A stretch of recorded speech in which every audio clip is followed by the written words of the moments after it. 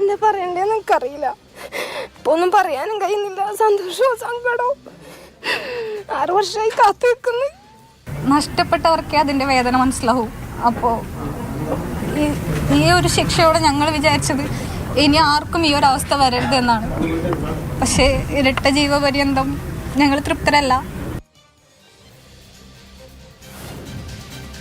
പെരിയ ഇരട്ട കൊലപാതകത്തിലെ മുഖ്യപ്രതികൾക്ക് ഇരട്ട ജീവപര്യന്തം ശിക്ഷ. പോലീസ് കസ്റ്റഡിയിൽ നിന്ന് പ്രതിയെ കടത്തിക്കൊണ്ടുപോയ മുൻ MLA KV കുഞ്ഞിരാമൻ അടക്കമുള്ള 4 CPM നേതാക്കൾക്ക് 5 വർഷം തടവും കൊച്ചിയിലെ പ്രത്യേക കോടതി വിധിച്ചു. പ്രതികളെ കണ്ണൂർ സെൻട്രൽ ജയിലിലേക്ക് മാറ്റി. പെരിയ വിധിയുടെ പാഠങ്ങൾ എന്തൊക്കെയാണ്? CPM നേതൃത്വത്തിന് ഇനിയും ഒഴിഞ്ഞു മാറാൻ കഴിയുമോ? ഇതാണ് ഇന്ന് സൂപ്പർ പ്രൈം ടൈം ചർച്ച ചെയ്യുന്നത്. എന്നോടൊപ്പം അമൃത ശരത്ലാലിന്റെ സഹോദരിയാണ്. ജ്യോതികുമാർ ചാമക്കാല കോൺഗ്രസ് നേതാവ്, അഡ്വക്കേറ്റ് ബൽദേവ് രാഷ്ട്രീയ നിരീക്ഷകൻ ശ്രീ KP പ്രകാശ് ബാബു BJP എന്നിവരാണ് ചർച്ചയിൽ പങ്കെടുക്കുന്നത്. ആദ്യം അമൃത, ഈ കുറ്റകൃത്യത്തിൽ നേരിട്ട് പങ്കെടുത്ത 8 പേരും ഗൂഢാലോചനയിൽ പങ്കെടുത്ത 2 പേരും അടക്കം 10 പേർക്ക് ഇരട്ട ജീവപര്യന്തമാണ് കോടതി വിധിച്ചിരിക്കുന്നത്. നമ്മുടെ രാഷ്ട്രീയ കൊലപാതക കേസുകളിലെ മുൻകാലങ്ങളിലെ ശിക്ഷയ്ക്കനുസൃതമായ ശക്തമായ ശിക്ഷ എന്ന് വേണമെങ്കിൽ പറയാം. ഈ വിധിയിൽ, ഈ ശിക്ഷാവിധിയിൽ നിങ്ങൾ കുടുംബാംഗങ്ങൾ തൃപ്തരാണോ?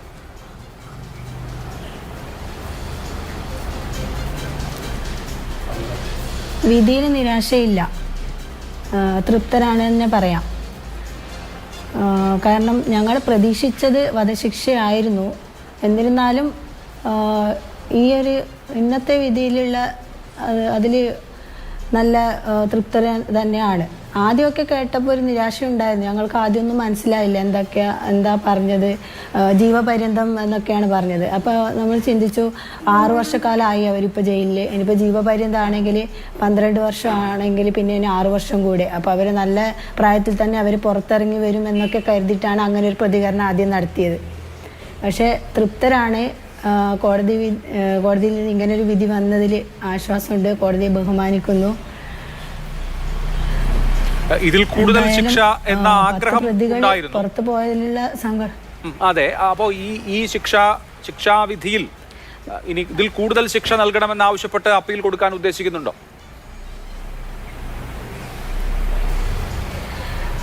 ഇതിൽ കൂടുതൽ പരമാവധി ശിക്ഷ തന്നെ കിട്ടുമെന്ന പ്രതീക്ഷ ഉണ്ടായിരുന്നു. വധശിക്ഷ തന്നെ കിട്ടണമെന്നായിരുന്നു ആഗ്രഹം. എന്നിരുന്നാലും ഞങ്ങൾക്ക് നിരാശയില്ല. ഇപ്പോൾ നമ്മൾ അറിഞ്ഞത് ലൈഫ് ഇംപ്രിസൺമെൻറ്റ് എന്നാണ്. ആജീവനാന്തം ഞങ്ങളെ പ്രിയപ്പെട്ടവരെ കൊന്നവർ ആജീവനാന്തം ജയിലിൽ കിടക്കുക എന്ന് തന്നെ അവർക്ക് കിട്ടാവുന്ന ഏറ്റവും വലിയ ശിക്ഷ തന്നെയാണ്. അത് ഇപ്പോൾ കൊലപാതക രാഷ്ട്രീയത്തിനെതിരെയുള്ള ഏറ്റവും നല്ലൊരു മെസ്സേജായിട്ട് തന്നെ ഇന്നത്തെ ഈ വിധിയെ നമുക്ക് കാണാം. ഇവിടെ 4 CPM നേതാക്കൾ കൂടി ശിക്ഷിക്കപ്പെട്ടിട്ടുണ്ട്. മുൻ Uduma MLA K Kunhiraman, area secretary ആയിരുന്ന K മണികണ്ഠൻ, ലോക്കൽ സെക്രട്ടറി ആയിരുന്ന രാഘവൻ വെളുത്തോളി, KV ഭാസ്കരൻ അടക്കം 4 CPM പ്രവർത്തകർ 5 വർഷത്തെ തടവിന് ശിക്ഷിക്കപ്പെട്ടിട്ടുണ്ട്. ഈ ശിക്ഷ അല്ലെങ്കിൽ ഈ തരത്തിലുള്ളൊരു വിധി അല്ലെങ്കിൽ ഈ തരത്തിലുള്ളൊരു അനുഭവം മുന്നിൽ കണ്ടായിരിക്കും CBI അന്വേഷണത്തെ സർക്കാരും CPM-ഉം എന്തു വില കൊടുത്തും ഒഴിവാക്കണം എന്നാഗ്രഹിച്ചത് എന്ന് തോന്നുന്നുണ്ടോ ഇപ്പോൾ ഈ വിധി വന്നതിന് ശേഷം? തീർച്ചയായും അങ്ങനെ തന്നെയാണ്. പാർട്ടിയുടെ ഉന്നതതലത്തിലുള്ള ആൾക്കാർക്ക് ഇതിൽ പങ്കുണ്ട് എന്ന് ഞങ്ങൾ ആദ്യം മുതലേ തന്നെ പറഞ്ഞതാണ്. അതുകൊണ്ടാണ് ഇവർ ക്രൈംബ്രാഞ്ചിൻ്റെ അന്വേഷണ ഉദ്യോഗസ്ഥരൊക്കെ ആദ്യം മാറ്റിക്കൊണ്ടിരുന്നത്. പാർട്ടിയുടെ ഉന്നതതലത്തിലുള്ള ഇപ്പോൾ ഇതിലെ മുൻ MLA KV കുഞ്ഞിരാമൻ അടക്കം ഇതിലെ പ്രതിയാണ്, ശിക്ഷിക്കപ്പെട്ടിരിക്കുകയാണ്. അപ്പോൾ ഇതൊക്കെ മുൻകൂട്ടി അറിയാവുന്നത് കൊണ്ടാണ് CBI വന്നതിന് ശേഷമല്ലേ ഇവരൊക്കെ പ്രതിപ്പട്ടികയിലേക്ക് ചേർത്തിട്ടുള്ളത്. അപ്പോൾ അവർ ഇതിലേക്ക് ഉൾപ്പെടും എന്നുള്ള ആ ഒരു ധാരണ അവർക്കുണ്ടായിരുന്നു. അതുകൊണ്ട് തന്നെയാണ് ഈ അന്വേഷണം അട്ടിമറിക്കാൻ അവർ ശ്രമിച്ചത്, CBIയെ എതിർത്തത്. ഈ മുൻ MLA ഉദുമ MLA പറഞ്ഞത് എന്താണെന്ന് വെച്ചാൽ എൻ്റെ ഏട്ടനെ ക്രിമിനലാണ്, കൃപേഷും ശരത്ലാലും ക്രിമിനലാണ്, അവർ ഗുണ്ടകളാണ് എന്നൊക്കെയാണ് മുന്നേ പറഞ്ഞു നടന്നത്. ആ സമയത്ത് ഇവർ കൊല്ലപ്പെട്ടിട്ടും വീണ്ടും ഇവരെ കൊല്ലുന്ന ഒരവസ്ഥയാണ് ഉണ്ടായത്. അപ്പോൾ അതിനൊക്കെയുള്ളൊരു മറുപടിയാണ് ഇന്ന് അയാൾക്ക് തന്നെ കിട്ടിയിട്ടുള്ളത്. ഇപ്പൊ ആരാണ് ക്രിമിനൽ, ആരാണ് ഗുണ്ട, ആരാണ് ആ ഒരു പ്രവൃത്തി ചെയ്തത് എന്നൊക്കെ ജനങ്ങൾക്ക് ഇന്നത്തോടെ ബോധ്യമായി കാണും. അല്ല, ഇപ്പോഴും ചില അപകീർത്തി പ്രചരണങ്ങൾ നടക്കുന്നുണ്ട്. ഞാൻ അതിലേക്ക് അടുത്ത ഘട്ടത്തിൽ വരാം. ഇവിടെ ഈ പ്രോസിക്യൂഷന്റെ കേസ് എന്ന് പറയുന്നത് ഒന്നാം പ്രതി പീതാംബരൻ 5/1/2019, അതായത് ജനുവരി മാസം 5-ാം തീയതി ഒരു സംഘർഷത്തിൽ ഉൾപ്പെടുന്നു. ഈ മുന്നാട് കോളേജിലെ SFI KSU വിഷയവുമായി ബന്ധപ്പെട്ട ഒരു സംഘർഷത്തിൽ ഉൾപ്പെടുന്നു. അദ്ദേഹത്തിന് മർദ്ദനമേൽക്കുന്ന സാഹചര്യം ഉണ്ടാകുന്നു. അങ്ങനെ ജനുവരി 5-ാം തീയതി നടന്ന ഈ സംഭവത്തിൽ പ്രതികാരം ചെയ്യാനായിട്ടാണ് കൃപേഷിനെയും ശരത്ലാലിനെയും 2 ദിവസങ്ങളിലായി ഗൂഢാലോചന നടത്തി ഈ കൊലപാതകം നടത്തിയത് എന്നുള്ളതാണ് പ്രോസിക്യൂഷൻ്റെ കേസ്. ആ കേസ് വിജയിച്ചിട്ടുണ്ട്. ഇപ്പോൾ അങ്ങനെ ഇതിനൊരു പ്രതികാര സ്വഭാവത്തിൽ, ഒരാളുടെ പ്രതികാര സ്വഭാവത്തിൽ വന്ന ഒരു കേസ് അല്ലെങ്കിൽ വന്ന ഒരു കൊലപാതകം എന്നുള്ള നിലയിൽ നിങ്ങൾ കാണുന്നുണ്ടോ? ഒരു പീതാംബരന്റെ അദ്ദേഹത്തിന്റെ പ്രതികാരം മാത്രമായിരിക്കുമോ ഇത്? അദ്ദേഹത്തിന്റെ പ്രതികാരം മാത്രമല്ല എന്നുള്ളത് ഇന്നത്തെ വിധിയോടെ മനസ്സിലായില്ലേ? ഇതിൽ ആരൊക്കെയാണ് ഇപ്പോൾ പ്രതികളായിട്ടുള്ളത്? CPMന്റെ ആൾക്കാരല്ലേ കൂടുതലും ഇതിൽ പ്രതികളായിട്ട് വന്നിട്ടുള്ളത്, പാർട്ടി പ്രതിനിധികളല്ലേ. അപ്പോൾ ഈ ഒരാളുടെ വ്യക്തിവൈരാഗ്യം എന്നത് പറയുന്നത് ശരിയാണോ? ഇത് പറഞ്ഞ പോലെ ഇത്തരത്തിലുള്ള യാതൊരുവിധ പ്രശ്നങ്ങളും അവിടെ ഉണ്ടായിരുന്നില്ല. അവിടെ സാധാരണ രീതിയിൽ നല്ല രീതിയിൽ ആ കോളേജ് ബസ്സിൻ്റെ ആൾക്കാരോട് ചോദിക്കാൻ പോയതാണ്. അതിനിടയിൽ ഈ പീതാംബരൻ എന്ന ആൾ വന്നിട്ട് പ്രശ്നം ഉണ്ടാക്കുകയാണ് ചെയ്തത്. അവിടെ ഒരു പ്രശ്നം നടന്നിരുന്നു എന്നുള്ളത് ശരിയാണ്. പക്ഷെ അവർ പറയുന്ന പോലെ പീതാംബരൻ അത്തരത്തിലുള്ള പരിക്കോ, അവർ കള്ളക്കേസ് ഉണ്ടാക്കിയെടുക്കാൻ വേണ്ടിയിട്ട് കെട്ടിച്ചമച്ചൊരു കഥയാണത്. അപ്പോൾ ഒരാളിലേക്ക് മാത്രം ഒതുങ്ങി നിൽക്കുന്നതല്ല ഇത്. പാർട്ടിയുടെ ഉന്നതതലത്തിലുള്ള ആൾക്കാർക്കും കൂടി ഇതിൽ പങ്കുണ്ട് എന്ന് അറിഞ്ഞത് കൊണ്ട് തന്നെയാണ് ഞങ്ങൾ CBI അന്വേഷണം ആവശ്യപ്പെട്ടത്. ആ CBI വന്നതോടെ ആ സത്യം തെളിഞ്ഞു. CBI വന്നതോടുകൂടി സത്യം തെളിഞ്ഞു. ആ സത്യത്തിനനുസൃതമായ വിധി ഉണ്ടായി എന്നാണ് കുടുംബം ഇപ്പോൾ ആശ്വസിക്കുന്നത്. ശ്രീ ബൽദേവ്, CPIMന്റെ കാസർഗോഡ് ജില്ലയിലെ മുൻ MLA അടക്കമുള്ള പ്രമുഖരായ 4 നേതാക്കൾ കൂടിയാണ് ശിക്ഷിക്കപ്പെടുന്നത്. ഇപ്പോൾ രാഷ്ട്രീയ കൊലപാതക കേസുകളിൽ അതിൽ ഉൾപ്പെട്ടിട്ടുള്ള, ഡയറക്റ്റ് ആക്ഷനിൽ പങ്കെടുത്തിട്ടുള്ള ആളുകൾ ശിക്ഷിക്കപ്പെട്ട അനുഭവം മുമ്പ് ഉണ്ടായിട്ടുണ്ട്. പക്ഷേ ഇവിടെ പ്രമുഖരായ നേതാക്കൾ തന്നെ, ഒരു ജില്ലയിലെ പ്രമുഖരായ നേതാക്കൾ തന്നെ കേസിൽ കുറ്റക്കാരാണെന്ന് കണ്ട് ശിക്ഷിക്കപ്പെടുന്നു എന്ന സന്ദർഭമെങ്കിലും ഒരു പാഠമായി CPM ഉൾക്കൊള്ളുമെന്ന് താങ്കൾ വിചാരിക്കുന്നുണ്ടോ? ഒരു പരിഷ്കൃത സമൂഹത്തിന് രാഷ്ട്രീയ കൊലപാതകമായാലും വ്യക്തിപരമായ കൊലപാതകമായാലും ഭൂഷണമല്ല എന്ന ചിന്താഗതിക്കാരാണ് ഞാൻ. ഇവിടെ 2 ചെറുപ്പക്കാർ കൊല്ലപ്പെട്ടു, അത് തീർച്ചയായും സംഭവിക്കാൻ പാടില്ലാത്തതാണ്. പക്ഷെ ഇതിനകത്ത് CPM ഇടതുപക്ഷവും കാണുന്നത് മാധ്യമങ്ങൾ ഇതിനകത്ത് മറച്ചു വെക്കുന്ന പല കാര്യങ്ങൾ. ഇവിടെ തന്നെ 4 പേര് ശിക്ഷിക്കപ്പെട്ടു, 14, 20, 21, 22 പ്രതികൾ. ഇവര് 4 പേരെ ശിക്ഷിച്ചത് ഈ CPMന്റെ സജീവ നേതാക്കന്മാർ, മുൻ MLA ഉൾപ്പെടെയുള്ളവർ. ഇവര് 4 പേരെയും 302 എന്ന സെക്ഷനിലല്ല ശിക്ഷിച്ചത്. കേസ് ക്രൈംബ്രാഞ്ച് അന്വേഷിക്കുകയും ആ ക്രൈംബ്രാഞ്ചിൽ നിന്ന് കേസ് CBIയിലേക്ക് പോവുകയും ചെയ്തു. ഫെബ്രുവരി മാസം 18-ാം തീയതി തന്നെ ഇതിൽ 1-ാം പ്രതിയെ ക്രൈംബ്രാഞ്ച് അറസ്റ്റ് ചെയ്തിരുന്നു, പീതാംബരൻ. അതിനുശേഷം ഫെബ്രുവരി 21-ന് ബാക്കി പ്രതികളെ അറസ്റ്റ് ചെയ്തു. 2020 മെയ്യിൽ കുറ്റപത്രം സമർപ്പിച്ചു. ആ കുറ്റപത്രത്തിൽ 14 പ്രതികളായിരുന്നു. CBI അന്വേഷിച്ചു കൊടുത്ത കുറ്റപത്രത്തിലുണ്ടായിരുന്നത് 24 പ്രതികളാണ്. 10 പ്രതികളെ കൂടെ അഡീഷണൽ ചെയ്തു. പക്ഷെ CBI വിധി വന്നപ്പോൾ 10 പ്രതികളെ വെറുതെ വിട്ടു. അവിടെ ശിക്ഷിക്കപ്പെട്ടത് 14 പ്രതികളാണ്. അതിൽ ഈ 4 പ്രതികൾ, നിങ്ങൾ മനസ്സിലാക്കേണ്ട ഒരു കാര്യം, ആ പ്രതികൾക്ക് കൊലപാതകവുമായി ബന്ധമുണ്ടെങ്കിൽ അവർക്ക് ചേർക്കുന്ന കുറ്റമാണ് 120B, പഴയ IPC അനുസരിച്ച്. ആ 120B പ്രകാരം ഈ 4 പേരെയും അത് ആരും മറച്ചു വെച്ചിട്ടില്ല അഡ്വക്കേറ്റ് ബൽദേവ്. IPC 225 അനുസരിച്ച് പോലീസിന്റെ കൃത്യനിർവഹണം തടസ്സപ്പെടുത്തി ഒരു നിയമ പ്രക്രിയയെ വെല്ലുവിളിച്ചതിനാണ് അവർ കുറ്റക്കാരാണെന്ന് കണ്ടിട്ടുള്ളത്. അതായത് പോലീസ് കസ്റ്റഡിയിലെടുത്ത പ്രതിയെ മോചിപ്പിച്ചതിനാണ് ഇവർ ശിക്ഷ വാങ്ങിച്ചിട്ടുള്ളത്. അപ്പൊ കൊലക്കേസിലെ 2-ാം പ്രതി ഒളിച്ചിരിക്കുമ്പോ പോലീസ് അവരെ പിടിക്കാൻ വന്നാൽ ആ പ്രതികളെ രക്ഷിച്ചു കൊടുക്കൽ എന്തോ മഹത്തായ കാര്യമാണോ? അല്ല, അതല്ല ഞാൻ പറഞ്ഞത്. ഈ കൊലപാതക കേസിൽ CPMന്റെ ഉന്നത നേതാക്കന്മാർക്ക് ബന്ധമുണ്ടെന്നായിരുന്നു എല്ലാവരുടെയും ആരോപണം. ആ ഉന്നത നേതാക്കന്മാരെ CBI അന്വേഷിച്ചിട്ടും കൊലപാതക കേസിൽ അവർ പ്രതിയല്ല. ആ പ്രതികളെ സംരക്ഷിക്കാൻ ശ്രമിച്ചു എന്ന കേസിലാണ് പ്രതി. ഒന്നത്. രണ്ടാമതായിട്ട് ഈ കേസ് ഗവൺമെന്റ് അപ്പീൽ പോയി എന്ന് പറയുന്നു. ഏത് സാഹചര്യത്തിലാണ് അപ്പീൽ പോയത്? ഹൈക്കോടതി സിംഗിൾ ബെഞ്ച് ഈ ക്രൈംബ്രാഞ്ച് കൊടുത്ത കുറ്റപത്രം അസാധുവാക്കിക്കൊണ്ട് CBIക്ക് വിട്ടു. അത് അപ്പീൽ പോയപ്പോൾ ഡിവിഷൻ ബെഞ്ച് എന്താ പറഞ്ഞത്? ആ കുറ്റപത്രം സാധൂകരിച്ചു, റിവോക്ക് ചെയ്യാൻ ഉത്തരവിട്ടു. ആ കുറ്റപത്രം നിലനിർത്തിക്കൊണ്ട് അഡീഷണൽ ആയിട്ട് CBI അന്വേഷിക്കാൻ പറഞ്ഞു. ഈ കാര്യങ്ങളൊക്കെ നിങ്ങൾ പത്രങ്ങൾ മറച്ചു വെക്കുന്നു. ഇവിടെ ഞാൻ തുടക്കത്തിലെ പറഞ്ഞല്ലോ, ചെറുപ്പക്കാരായാലും ഒരാൾ പോലും കൊലപാതകം അങ്ങനെ ചെയ്യപ്പെടാൻ പാടില്ല. അത് അങ്ങേയറ്റം അതിദാരുണമായ സംഭവമാണ്. പക്ഷെ കേരള രാഷ്ട്രീയത്തിൽ നമ്മൾ കണ്ടുവരുന്നത് എന്റെ 218ഓളം പേര് CPM കൊല്ലപ്പെട്ടതായിട്ട് അവരുടെ വെബ്സൈറ്റിൽ തന്നെയുണ്ട്. അതവിടെ നിൽക്കട്ടെ, എത്ര പേര് ഒരാളുടെ കൊല്ലുന്നതിന് പകരം ഒരു കൊലപാതകമൊന്നുമല്ല. ഇതിനു മുമ്പ് നേരത്തെ ഇവിടെ അഭിലാഷ് പറഞ്ഞതുപോലെ തന്നെ തൊട്ട് മുമ്പ് ഇതുമായിട്ട് ബന്ധപ്പെട്ട ഒരു സംഭവം ഉണ്ടായി. ആ കേസിൽ പീതാംബരനെ ഉപദ്രവിച്ച കേസിൽ 307 കൊലപാതക ശ്രമത്തിൽ ഈ കൊല ചെയ്യപ്പെട്ട ചെറുപ്പക്കാർ രണ്ടുപേരും പ്രതികളാണ്. അപ്പോൾ അവിടെ വ്യക്തിപരമായ ഒരു വിരോധം കൂടി ഇതിന്റെ പിന്നിലുണ്ട്. അപ്പോൾ അതാണ് ഇടതുപക്ഷത്തിന്റെ പ്രവർത്തകർ, CPMന്റെ നേതാക്കന്മാർ പറയുന്നത്. അത് വ്യക്തിപരമല്ല, അത് കൃത്യമായി പ്രോസിക്യൂഷന്റെ കേസ് എന്താണ്? CPIMന്റെ സജീവ പ്രവർത്തകരും ഭാരവാഹികളുമായ ഇവർ പൊളിറ്റിക്കൽ വെഞ്ചൻസ് കൊണ്ട്, രാഷ്ട്രീയ വൈരാഗ്യം കൊണ്ട് റൈവൽ പാർട്ടിയിൽ ഇന്ത്യൻ നാഷണൽ കോൺഗ്രസിൽപ്പെട്ട 2 ചെറുപ്പക്കാരെ കൊന്നു എന്നുള്ളതാണ് പ്രോസിക്യൂഷൻ കേസ്. ആ കേസാണ് കോടതി ശരിവച്ചിരിക്കുന്നത്. ഇവർ തമ്മിലുള്ള ശരത്ലാലും പീതാംബരനും തമ്മിലുള്ള വൈരാഗ്യം വ്യക്തിപരമല്ല, അത് രാഷ്ട്രീയമാണ്, രാഷ്ട്രീയ വൈരാഗ്യമാണ്. ഈ രാഷ്ട്രീയ പ്രവർത്തനത്തിന്റെ ഭാഗമായി ഇവർ തമ്മിൽ ഒരു മുൻ എപ്പിസോഡ് ഉണ്ടായിട്ടുണ്ട്. അതാണ് 5/1/2019 സംഭവം. അതുകൊണ്ട് ഇത് വ്യക്തിപരമായ കൊലപാതകമാണ്, വഴിയെ പോയ എന്തോ ഒരു കാര്യം CPMന്റെ തലയിൽ എടുത്ത് വെച്ചതാണെന്ന് പറയരുത്. അല്ല, എന്ന് ഞങ്ങൾ പറഞ്ഞില്ല. അതല്ല ഞാൻ പറഞ്ഞ ആ കേസിൽ 5/1/19 സംഭവത്തിൽ ഈ കൊല ചെയ്യപ്പെട്ട 2 ചെറുപ്പക്കാരും 307 കേസിലെ പ്രതികളാണ്. ഈ ഇദ്ദേഹത്തെ കൊലപാതകം ചെയ്യാൻ ശ്രമമാണ്, അറ്റംപ്റ്റ് ആണ്. ആ ശ്രമത്തിൽ ഈ പ്രതികൾ 2 പേരും, ഇതിനകത്തൊന്നും മാധ്യമങ്ങളെല്ലാം തന്നെ ചെയ്യുന്ന പ്രധാനമായ ഒരു കാര്യമുണ്ട്. കൊല ചെയ്തത് CPM ആണെങ്കിൽ അത് ഒരു അപരാധം തന്നെയാണ്. ഞാൻ അതിനും തർക്കിക്കുന്നൊന്നുമില്ല, മഹാ അപരാധം തന്നെയാണ്. പക്ഷേ ഒരു CPM-കാരൻ കൊല ചെയ്യപ്പെട്ടാൽ അതിനെ ആ രീതിയിൽ മാധ്യമങ്ങൾ പലപ്പോഴും കാണുന്നില്ല. കാര്യം CPM-മാർ ഇതിന് അർഹതപ്പെട്ടവരാണ്, അവരിതിന് ഇനവിറ്റബിൾ ആണ് എന്നുള്ള രീതിയിലാണ് ചർച്ചകൾ പോകുന്നത്. ഇവിടെ പല കാര്യങ്ങളും മറച്ചു വെക്കുന്നു. അപ്പൊ ഈ സംഭവങ്ങളൊക്കെ മറച്ചു വെച്ചുകൊണ്ട് CPM-ന്റെ ഇന്ന് വന്ന ഹൈലൈറ്റ് ഒക്കെ എന്താ? എല്ലാ ചാനലുകളിലും വന്ന ഹൈലൈറ്റ് എന്താ?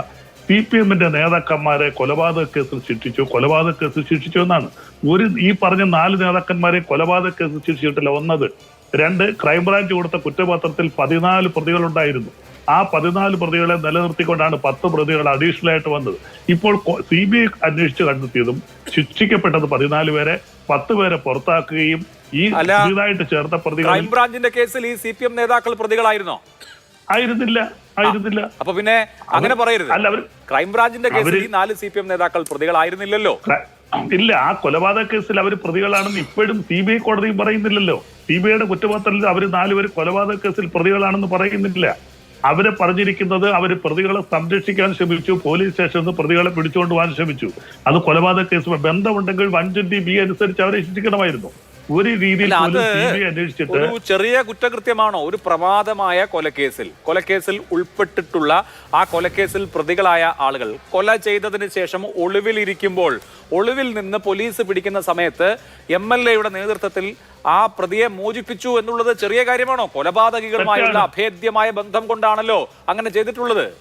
അല്ല, അത് 100% തെറ്റാണ്. ആ കേസ് എന്നല്ല, ഒരു കേസിൽ പോലും പ്രതികളെ സംരക്ഷിക്കാൻ ആര് ശ്രമിച്ചാലും അത് അങ്ങേയറ്റത്തൊരു കുറ്റകാരം തന്നെയാണ്. ആ കുറ്റത്തിനാണ് അവർ ശിക്ഷിക്കപ്പെട്ടത്. പക്ഷെ ഞാൻ പറഞ്ഞത് ഇന്ന് മാധ്യമങ്ങളിലെല്ലാം ഹൈലൈറ്റ് ആയിട്ട് വന്നത് ഇത് CPM തന്നെ ആസൂത്രണം ചെയ്തു.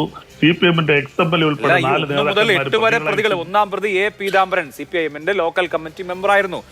സജി C. ജോർജ് 2-ാം പ്രതി. ഇങ്ങനെ തുടങ്ങി പീതാംബരനുമായി ബന്ധപ്പെട്ട് നിൽക്കുന്ന പീതാംബരന്റെ രാഷ്ട്രീയ അനുയായികളും രാഷ്ട്രീയ സഹപ്രവർത്തകരുമാണ്. CPM പ്രവർത്തകരായ ആളുകൾ പൊളിറ്റിക്കൽ വെഞ്ചൻസ് കൊണ്ട്, കോടതി വിധി അനുസരിച്ച് രാഷ്ട്രീയ വൈരാഗ്യം കൊണ്ട് നടത്തിയ ഒരു കൊലപാതകം CPM-ന്റെ തലയിലല്ലാതെ പിന്നെ വേറെ ആരുടെങ്കിലും തലയിൽ വെക്കാൻ പറ്റുമോ? അല്ല, അത് തന്നെ. അതിനകത്ത് ഞാൻ പറയുന്നത് ഈ പ്രതികളെല്ലാം ക്രൈംബ്രാഞ്ചിൽ, ഈ ശിക്ഷിക്കപ്പെട്ട 10 പ്രതികളും ക്രൈംബ്രാഞ്ചിന്റെ ലിസ്റ്റിലെ 1-ാം പ്രതി പീതാംബരൻ തന്നെയായിരുന്നു. 2-ാം പ്രതി സജി തന്നെയായിരുന്നു. മാറ്റമൊന്നുമില്ല. ആ ചാർജ് ഷീറ്റ് ഹൈക്കോടതി നിലനിർത്താൻ ഡിവിഷൻ ബെഞ്ച് പറഞ്ഞു. പക്ഷെ നിങ്ങളെല്ലാരും പറഞ്ഞു എന്താ? ഗവൺമെന്റ് കാശ് ചെലവാക്കി ഡിവിഷൻ ബെഞ്ചിൽ പോയിരിക്കുന്നു, അവിടെ ചാർജ് റിവോക്ക് ചെയ്തു. അല്ലല്ല, ഗവൺമെന്റ് കാശ് ചെലവാക്കി ഡിവിഷൻ ബെഞ്ചിൽ പോയി CBI അന്വേഷണത്തെ ബ്ലോക്ക് ചെയ്യാൻ ശ്രമിച്ചു. CBI ഈ കേസിൽ വന്നില്ലായിരുന്നുവെങ്കിൽ ഇപ്പൊ KV കുഞ്ഞിരാമൻ MLA 5 വർഷം തടവ് അനുഭവിക്കുമോ? K. മണികണ്ഠൻ 5 വർഷം തടവ് അനുഭവിക്കോ? ഇല്ലല്ലോ. CBI വന്നതുകൊണ്ടാണ് KV കുഞ്ഞിരാമനും K. മണികണ്ഠനും ഇന്നിപ്പോ കുറ്റവാളികളാണെന്ന് പ്രഖ്യാപിക്കപ്പെടുകയും ശിക്ഷ അവർ അനുഭവിക്കേണ്ടി വരികയും ചെയ്യുന്നത്. അപ്പൊ CBI-യുടെ വരവിൽ ഇക്കാര്യത്തിൽ വലിയ റോളുണ്ട്. ഞാൻ അംഗീകരിക്കുന്നു. പക്ഷെ ഈ പ്രതികൾ, പ്രധാനപ്പെട്ട പ്രതികൾ ക്രൈംബ്രാഞ്ചിന്റെ ദൃഷ്ടിയിലും പ്രതികളായിരുന്നു. ഇവിടെ തന്നെ കേരള പോലീസ് അന്വേഷിച്ച എത്രയോ കേസിൽ നിങ്ങൾ തന്നെ പോയിട്ട് രഞ്ജിത്ത് ശ്രീനിവാസന്റെ കൊലപാതകം, ആ മൊത്തം പ്രതികളെ ഇതുപോലെ ശിക്ഷിച്ചില്ലേ? ആലപ്പുഴയിൽ നടന്ന കൊലപാതകം കേരള പോലീസാണ് അന്വേഷിച്ചത്. ഇവിടെ കൊല ചെയ്യപ്പെട്ടത് കോൺഗ്രസ്സുകാരായതുകൊണ്ട് ക്രൈംബ്രാഞ്ച് ഒരുപക്ഷെ കുഴപ്പമല്ലേ അന്വേഷിക്കത്തില്ല എന്നുള്ളതായിരുന്നു നിങ്ങളുടെ ഒരു കാഴ്ചപ്പാട്. കേസ് അന്വേഷിച്ചു കൊടുക്കുന്ന പല കേസുകളും ശിക്ഷിക്കപ്പെടുന്നുണ്ട്. ഇപ്പോൾ അഡീഷണൽ ആയിട്ട് 4 പേര് ഈ പ്രതികളെ ചേർത്തു. അവർ 4 പേര് CPM ആയതുകൊണ്ട് അവർ നിങ്ങൾ പറഞ്ഞത് ഞങ്ങൾ 100% അംഗീകരിക്കുമായിരുന്നു. ഈ 4 പ്രതികളെ ശരി, ഓക്കെ, ഞാൻ അങ്ങിലേക്ക് വരാം. ജ്യോതികുമാർ ചാമക്കാല കൂടി നമ്മുടെ ഉണ്ട്, കോൺഗ്രസിനെ പ്രതികരിച്ചു. ശ്രീ ജ്യോതികുമാർ ചാമക്കാല, ഇപ്പോൾ ആദ്യത്തെ 8 പ്രതികൾ അവർ ഡയറക്റ്റ് ആക്ഷനിൽ ഉൾപ്പെട്ടവരാണ്. അവർ കൊലപാതകം നടത്തിയ ആളുകളാണ്. ഈ കേസിൽ ഏറ്റവും ഇമ്പോർട്ടൻ്റ് ആയ രാഷ്ട്രീയ പ്രാധാന്യമുള്ള ശിക്ഷ കെ മണികണ്ഠൻ്റെയും KV കുഞ്ഞിരാമൻ്റെയും അതുപോലെ തന്നെ രാഘവൻ വെളുത്തോളിയുടെയും KV ഭാസ്കരൻ്റെയും ശിക്ഷയാണല്ലോ.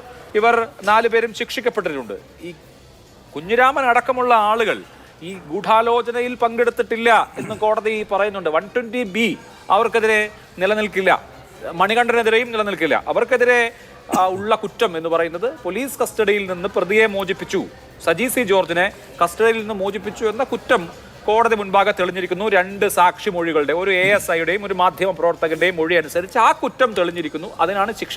അപ്പോൾ ഈ കൊലപാതകത്തിൽ CPMന് മുന്നറിവോ ഈ കൊലപാതകത്തിന്റെ ആലോചനയിൽ പങ്കാളിത്തമോ ഇല്ല എന്ന് കോടതിയിൽ നിന്ന് തന്നെ വ്യക്തമായില്ലേ എന്നാണ് ആ ഭാഗത്തു നിന്നുള്ള ചോദ്യം. ഇനി വലിയ ന്യായീകരണമൊന്നും ആവശ്യമില്ലല്ലോ. ആ കോടതി വിധിയിൽ തന്നെ വളരെ വ്യക്തമായി പറയുകയല്ലേ, ഇത് രാഷ്ട്രീയ പ്രേരിതമായ കൊലപാതകമാണ്. രാഷ്ട്രീയ സംഘർഷത്തിൻ്റെ ഭാഗമായി അഥവാ രാഷ്ട്രീയമായ ലക്ഷ്യത്തോടു കൂടി തന്നെയാണ് ഈ കൊലപാതകങ്ങൾ നടത്തിയിട്ടുള്ളത്. അത്തരത്തിലൊരു കൊലപാതകം നടത്തുമ്പോൾ അതിന് ആസൂത്രണം നടത്തിയിട്ടുണ്ട് എന്ന് ബോധ്യപ്പെട്ടിട്ടുണ്ട്. ആ ആസൂത്രണം നേരത്തെ തന്നെ ഇതുമായി ബന്ധപ്പെട്ട് യോഗങ്ങൾ ചേർന്നിട്ടുണ്ട്. ഈ കൊലപാതകം നടത്താൻ വേണ്ടി യോഗം ചേരണമെങ്കിൽ ഈ CPM എന്ന് പറയുന്ന സംഘടന എത്ര ഭീകര പ്രവർത്തനങ്ങൾക്ക് നേതൃത്വം നൽകുന്ന സംഘടനയാണ്, താങ്കളൊന്ന് ആലോചിച്ച് നോക്കൂ. ഈ കൊലപാതകത്തിന് വേണ്ടി മാത്രമായി യോഗം ചേരുന്നു. ഇവരെ 2 പേരെയും ചുവന്ന മഷി വെച്ച് അവരുടെ 2 പേരുടെയും ഫോട്ടോ ഇൻറ്റു മാർക്ക് ചെയ്തുകൊണ്ട് സോഷ്യൽ മീഡിയയിൽ പ്രചരിപ്പിക്കുന്നു. ഇതിനുശേഷം എവിടെയാണ് കൊലപാതകത്തിന് ശേഷം എത്തിച്ചേരേണ്ടതിനെ സംബന്ധിച്ച് ആസൂത്രണം നടത്തുന്നു. എത്തിച്ചേരുന്ന സ്ഥലത്ത് ഇവർ ഉപയോഗിച്ചിരുന്ന വസ്ത്രങ്ങൾ നശിപ്പിച്ചു കളയാൻ ആസൂത്രണം നടത്തുന്നു. അവിടെ നിന്ന് രക്ഷപ്പെടാൻ വാഹനം തയ്യാറാക്കി നിർത്തുന്നു. ഇത്തരത്തിൽ തുടക്കം മുതൽ അവസാനം വരെയുള്ള എല്ലാ കാര്യങ്ങളെ സംബന്ധിച്ചും മുൻകൂട്ടി ഭീകര പ്രസ്ഥാനങ്ങൾ ചെയ്യുന്നത് പോലെയുള്ള മുന്നൊരുക്കം നടത്തി CPMന്റെ നേതൃത്വത്തിൽ നടത്തിയിട്ടുള്ള ഒരു കൊലപാതകമായിരുന്നു ഇത് എന്നിപ്പോൾ ബോധ്യപ്പെടുകയാണ്. ഇവിടെ പറയുന്നത് എന്താണ്, ഈ നടന്നിട്ടുള്ള കൊലപാതക കേസിലെ പ്രതികൾ തന്നെയാണ്. അതിലെ പിന്നെ എന്താ പറയുന്നത് 14, 20, 21, 22 പ്രതികളെ കുറിച്ചാണ് താങ്കൾ ഈ പറയുന്നത്. കൊലപാതക കേസാണ്. ആ കൊലപാതക കേസിൽ എങ്ങനെ പങ്കാളിയായി എന്നുള്ളതല്ല പ്രശ്നം. ആ കൊലപാതക കേസിന്റെ ഭാഗമാണ് കുഞ്ഞിരാമൻ ഉൾപ്പെടെയുള്ളവർ. തർക്കമുണ്ടോ? ഇത് പ്രത്യേക കേസല്ലല്ലോ, ഇതിന് പ്രത്യേകമായി FIR ഇട്ടതല്ലോ. അപ്പോൾ താങ്കൾ പറയുന്നത് CBI വന്ന് അന്വേഷിച്ചു. ഞാനൊന്ന് ചോദിക്കട്ടെ, ഈ സംസ്ഥാനം താങ്കൾ എത്ര സമർത്ഥമായിട്ടാണ് വിവരക്കേട് ഇവിടെ വിളമ്പിയത്. ഇവിടെ കോടതി കുറ്റപത്രം നിരാകരിച്ചുകൊണ്ട് CBI എൻക്വയറിക്ക് സിംഗിൾ ബെഞ്ച് പിന്നെ ഉത്തരവിട്ടപ്പോൾ ആ കുറ്റപത്രം സ്വീകരിക്കണമെന്ന് പറഞ്ഞുകൊണ്ടല്ലല്ലോ ഡിവിഷൻ ബെഞ്ചിൽ പോയിട്ടുള്ളത്. അല്ല, മറിച്ച് CBI എൻക്വയറി ആവശ്യമില്ലെന്ന് പറഞ്ഞിട്ടാണ്. ഇനി അങ്ങനെയാണെങ്കിൽ ഞാൻ ഒന്നുകൂടി ചോദിക്കട്ടെ, ഡിവിഷൻ ബെഞ്ച് പറഞ്ഞെന്താണ്, ആ കുറ്റപത്രം നിലനിർത്തിക്കൊണ്ട് സബ്സിക്വൻ്റ് ആയിട്ട് CBI അന്വേഷണം നടത്തിയതിന് ശേഷം അവർക്ക് നൽകാനുള്ള അഡീഷണൽ ആയിട്ടുള്ള കുറ്റപത്രം കൂടി നൽകട്ടെ എന്നാണ് പറഞ്ഞിട്ടുള്ളത്. ആണല്ലോ. പിന്നെ എന്തിനാ സുപ്രീം കോടതിയിൽ പോയത്? സുപ്രീം കോടതിയിൽ നിങ്ങൾ പോയിട്ടുള്ളത് CBI എൻക്വയറി വേണ്ട എന്ന ഒറ്റ ലക്ഷ്യത്തോടുകൂടി തന്നെയാണ്. അതിന് പൈസ മുടക്കിയിട്ടുള്ളത് സർക്കാരിൻ്റെ ഖജനാവിലെ പൈസയാണ്. അപ്പോൾ സർക്കാരിൻ്റെ ലക്ഷ്യം എന്തായിരുന്നു? ഈ പ്രതികളെ സംരക്ഷിക്കുക, കുഞ്ഞിരാമൻ ഉൾപ്പെടെയുള്ളവരെ സംരക്ഷിക്കുക എന്നുള്ള കാര്യത്തിൽ താങ്കൾക്ക് തർക്കം ഉണ്ടെങ്കിലും ഈ കേട്ടുകൊണ്ടിരിക്കുന്നവർക്ക് തർക്കമുണ്ടാകില്ല. ഞാൻ ഒന്നുകൂടി ആവർത്തിക്കുന്നു, സിംഗിൾ ബെഞ്ച് കുറ്റപത്രം നിരാകരിച്ചതിൻ്റെ പേരിലാണെങ്കിൽ നിങ്ങൾ അപ്പീൽ പോയതെങ്കിലും മനസ്സിലാക്കാം. അവിടുത്തെ നിങ്ങളുടെ പ്ലീ എന്തായിരുന്നു? ആ കുറ്റപത്രം സ്വീകരിക്കാൻ വേണം, മാത്രമല്ല CBI എൻക്വയറി ആവശ്യമില്ല എന്നുള്ളതായിരുന്നു. അതിനുശേഷം കുറ്റപത്രം സ്വീകരിക്കാൻ ഡിവിഷൻ ബെഞ്ച് പറഞ്ഞതിന് ശേഷവും നിങ്ങൾ സുപ്രീം കോടതിയിൽ പോയി. എന്തിനു വേണ്ടിയാ? നിങ്ങൾക്ക് ഈ CBI എൻക്വയറി ആവശ്യമില്ല എന്നുള്ള ഒറ്റ കാരണം കൊണ്ട്. മറ്റൊന്ന് ഞാൻ ചോദിക്കട്ടെ, ഈ കേസുമായി ബന്ധപ്പെട്ട് താങ്കൾ പറഞ്ഞു 14 പേരെ ക്രൈംബ്രാഞ്ച് അന്വേഷിച്ചു കണ്ടെത്തിയിരുന്നു, 10 പേരെ പിന്നെ CBI കണ്ടെത്തി. ഇതിൽ ആരെയാണ് ശിക്ഷിച്ചിട്ടുള്ളതെന്നാണ് ചോദിക്കുന്നത്. ഈ 14 പേരിൽ 10 പേരെയും CBI കണ്ടെത്ത 10 പേരിൽ 4 പേരെയുമാണല്ലോ ഇപ്പോൾ പിന്നെ കുറ്റക്കാരായി കണ്ടെത്തിയിട്ടുള്ളത്. അതെന്തിനാണ് മറച്ചു വെക്കുന്നത്? വ്യക്തമായി പറഞ്ഞൂടെ? ക്രൈംബ്രാഞ്ച് പ്രതിസ്ഥാനത്തേക്ക് കണ്ടെത്തിയിരുന്ന 14 പേരിൽ 10 പേരും കുറ്റക്കാരാണെന്ന് കോടതി വിധിച്ചിട്ടുണ്ട്. CBI കണ്ടെത്തിയ 10 പേരിൽ 4 പേരും കുറ്റക്കാരാണെന്നും അവർക്ക് ശിക്ഷയും വിധിച്ചിട്ടുണ്ട്. അപ്പോൾ ആ 4 പേർ അവർ രക്ഷപ്പെടുകയായിരുന്നു. CPMന്റെ ഉന്നതരായ നേതാക്കന്മാർ രക്ഷപ്പെടുകയായിരുന്നു ഇതിൻ്റെ പിന്നെ ക്രൈംബ്രാഞ്ച് അന്വേഷണത്തിലൂടെ. അത് മാത്രമല്ല, നോക്കൂ, ഇവിടെ ഈ പറഞ്ഞിട്ടുള്ള അന്വേഷണവുമായി ബന്ധപ്പെട്ട് CBI കൊടുത്തിട്ട് ക്രൈംബ്രാഞ്ച് കൊടുത്തിരുന്ന കുറ്റപത്രത്തിൻ്റെ ബേസിലായിരുന്നു ഈ അന്വേഷണം നടന്നതെങ്കിൽ അതിലുണ്ടായിട്ടുള്ള പാകപ്പിഴകളെ സംബന്ധിച്ച് നമ്മൾ ഒരുപാട് ചർച്ച ചെയ്തു. അവിടെ തൊണ്ടി മുതൽ കണ്ടെത്തിയത് ഉൾപ്പെടെ പ്രോസിക്യൂഷൻ കാണാതെ കോടതിയിൽ ഹാജരാക്കിയതുമായി ബന്ധപ്പെട്ട ഒരുപാട് വിവാദങ്ങൾ നമ്മുടെ മുമ്പിലുണ്ടായിരുന്നു. അതൊക്കെ പഴുതടച്ചുകൊണ്ട് CBI കൊടുത്തിട്ടുള്ള കുറ്റപത്രത്തിന്റെ അടിസ്ഥാനത്തിൽ തന്നെയാണ് അവരെ ശിക്ഷിച്ചിട്ടുള്ളത് എന്നുള്ളത് സത്യമാണ്. നേരത്തെ ക്രൈംബ്രാഞ്ച് കൊടുത്തിരുന്ന കുറ്റപത്രത്തിന്റെ അടിസ്ഥാനത്തിലായിരുന്നു ഈ ട്രയൽ നടന്നിരുന്നതെങ്കിൽ ഒരു സംശയവും വേണ്ട, ഇവരെല്ലാം രക്ഷപ്പെടുമായിരുന്നു. അതൊരു യാഥാർത്ഥ്യമായി നമ്മുടെ മുമ്പിൽ നിൽക്കുകയാണ്. അപ്പോൾ എൻ്റെ ചോദ്യം തുടർച്ചയായി ഞങ്ങളുടെ ചോദ്യം, എന്തിനായിരുന്നു ക്രൈംബ്രാഞ്ചിന്റെ അന്വേഷണം മതി എന്ന് സർക്കാർ നിർബന്ധം പിടിച്ചത്? അത് തെറ്റായിരുന്നു എന്ന് ഇപ്പോഴെങ്കിലും ബോധ്യപ്പെടുന്നില്ലേ? CBI കണ്ടെത്തിയ 10 പേരിൽ 4 പേർ കുറ്റക്കാരാണെന്നും അവർക്ക് ശിക്ഷയും വിധിച്ചില്ലേ? അവർക്ക് ജാമ്യത്തിൽ നിന്നുകൊണ്ട് പോലും അപ്പീൽ പോകാൻ കഴിയാത്ത രീതിയിലേക്കുള്ള ശിക്ഷാ കാലാവധി കൂടി കിട്ടിയില്ലേ? 3 വർഷത്തിലധികം വന്നു കഴിഞ്ഞപ്പോൾ പിന്നെ അവർക്ക് അത് ജാമ്യത്തിൽ നിന്നുകൊണ്ട് അല്ലെങ്കിൽ പുറത്തു നിന്നുകൊണ്ട് അവർക്ക് അപ്പീൽ പോകാൻ കഴിയുമോ? ഇല്ല, ജയിലിൽ പോയാൽ മതിയാവും. അവർ ഉൾപ്പെടെ ജയിലിൽ പോവുകയല്ലേ?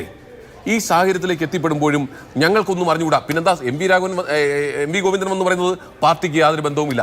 ഇനിയും അങ്ങനെയൊക്കെ പറയാൻ പാർട്ടിയുടെ ജില്ലാ സെക്രട്ടേറിയറ്റ് മെമ്പറിൽ തുടങ്ങി പാർട്ടിയുടെ ബ്രാഞ്ച് സെക്രട്ടറി വരെയുള്ള വിവിധ തലങ്ങളിലുള്ള നേതാക്കന്മാർ ഉൾപ്പെടുന്ന ഈ കൊടും ക്രിമിനലുകൾ, അവർ ഗൂഢാലോചന നടത്തി അരിങ്കൊല ചെയ്ത 2 ചെറുപ്പക്കാർ, അവർ കൊല ചെയ്യപ്പെട്ടിട്ടും ഇന്നും MV ഗോവിന്ദനെ പോലെ ഒരാൾക്ക് ഞെളിഞ്ഞു നിന്ന് പറയാൻ കഴിയുന്നെങ്കിൽ, ഇതിനകത്ത് രാഷ്ട്രീയം ഞങ്ങൾക്ക് പങ്കില്ല, CPM ആലോചിച്ച് ചെയ്തല്ല എന്ന് പറയാൻ കഴിയുന്നെങ്കിൽ അത് അദ്ദേഹത്തിന് മാത്രമേ കഴിയൂ, CPM-ന് മാത്രമേ കഴിയൂ. കാരണം ഇവിടെ നമ്മുടെ ഞാൻ മുമ്പ് പറഞ്ഞല്ലോ, തീവ്രവാദ സംഘടനകളെ പോലും നാണിപ്പിക്കത്തക്ക രീതിയിൽ CPM അധപ്പതിച്ചിരിക്കുന്നു. ഇപ്പോൾ CPM ഏതാണ്, ക്രിമിനലുകൾ ഏതാണെന്ന് തിരിച്ചറിയാൻ കഴിയാത്ത രീതിയിലേക്ക് ഈ കേസിന്റെ നാൾ വഴികൾ നമ്മൾ പരിശോധിക്കുമ്പോൾ നമുക്ക് ബോധ്യപ്പെടുകയാണ്. ശരി, ഓക്കെ, അതാണ് വിമർശനം. CPM പ്രതിനിധികൾ ഈ ചർച്ചയിൽ പങ്കെടുക്കുന്നില്ല. ഈ ചർച്ചയിൽ നല്ല കഴിഞ്ഞ 2-3 ദിവസമായിട്ട് നടക്കുന്ന ചർച്ചകളിൽ CPM പ്രതിനിധികൾ പങ്കെടുക്കുന്നില്ല. ശ്രീ ബൽദേവിന് പോവുകയും വേണം. ശ്രീ പ്രകാശ് ബാബു, ഞാൻ അങ്ങയിലേക്ക് വരാം, അങ്ങേക്ക് ന്യായമായ സമയം തരും. അതിനു മുൻപ് ശ്രീ ബൽദേവ്, വളരെ പ്രധാനപ്പെട്ട 2 കാര്യങ്ങളുണ്ട് ഇവിടെ. ഒന്ന്, കാസർഗോഡ് ജില്ലയിൽ ഉദുമയിൽ ഒരു ഗ്രാമത്തിൽ ഒരു പീതാംബരൻ ആസൂത്രണം ചെയ്ത് നടത്തിയ ഒരു കൊലപാതകത്തിൽ 2 ചെറുപ്പക്കാർക്ക് ജീവൻ നഷ്ടമായ ഒരു സംഭവം മാത്രമായിരുന്നു ഇത് എങ്കിൽ സംസ്ഥാന സർക്കാർ സുപ്രീം കോടതിയിൽ വരെ പോയി പ്രതികൾക്ക് വേണ്ടി നിയമ പോരാട്ടം നടത്തേണ്ട കാര്യമില്ലായിരുന്നു. പ്രതികൾക്ക് വേണ്ടി എന്ന് പറയുമ്പോൾ CBI അന്വേഷണത്തിനെതിരെയാണ് നിയമ പോരാട്ടം നടത്തിയത്. ഹൈക്കോടതിയിലും സുപ്രീം കോടതിയിലും ഏതൊക്കെ വക്കീലന്മാരെ, ഇന്ത്യയിലെ ഏറ്റവും പ്രഗത്ഭരായ അഭിഭാഷകർ ഈ കേസിൽ വാദിച്ചത് നമ്മൾ കണ്ടതല്ലേ? CPM-ന്റെ പണം കൊണ്ടാണോ? അല്ല, നമ്മുടെ നികുതി പണം കൊണ്ട്. നമ്മുടെ നികുതി പണം എന്ന് പറയുമ്പോൾ ഈ കൃപേഷിന്റെയും ശരത് ലാലിന്റെയും അച്ഛനും അമ്മയും ഈ അമൃത അടക്കമുള്ള സഹോദരങ്ങളും അടക്കം കൊടുക്കുന്ന നികുതി പണത്തിന്റെ വിഹിതം കൊണ്ട് സംസ്ഥാന സർക്കാർ നിയമ പോരാട്ടം നടത്തി CBI അന്വേഷണത്തിനെതിരെ. അത് വളരെ പ്രാദേശികമായി ആസൂത്രണം ചെയ്യപ്പെട്ട ഏതോ ഒരു പീതാംബരൻ നടത്തിയ കൊലയാണെങ്കിൽ അങ്ങനെ ചെയ്യേണ്ട കാര്യമില്ലല്ലോ. അത്രയും പോയി പീതാംബരനെ രക്ഷിക്കേണ്ട കാര്യമില്ലല്ലോ. അതൊന്നാമത്തെ കാര്യം.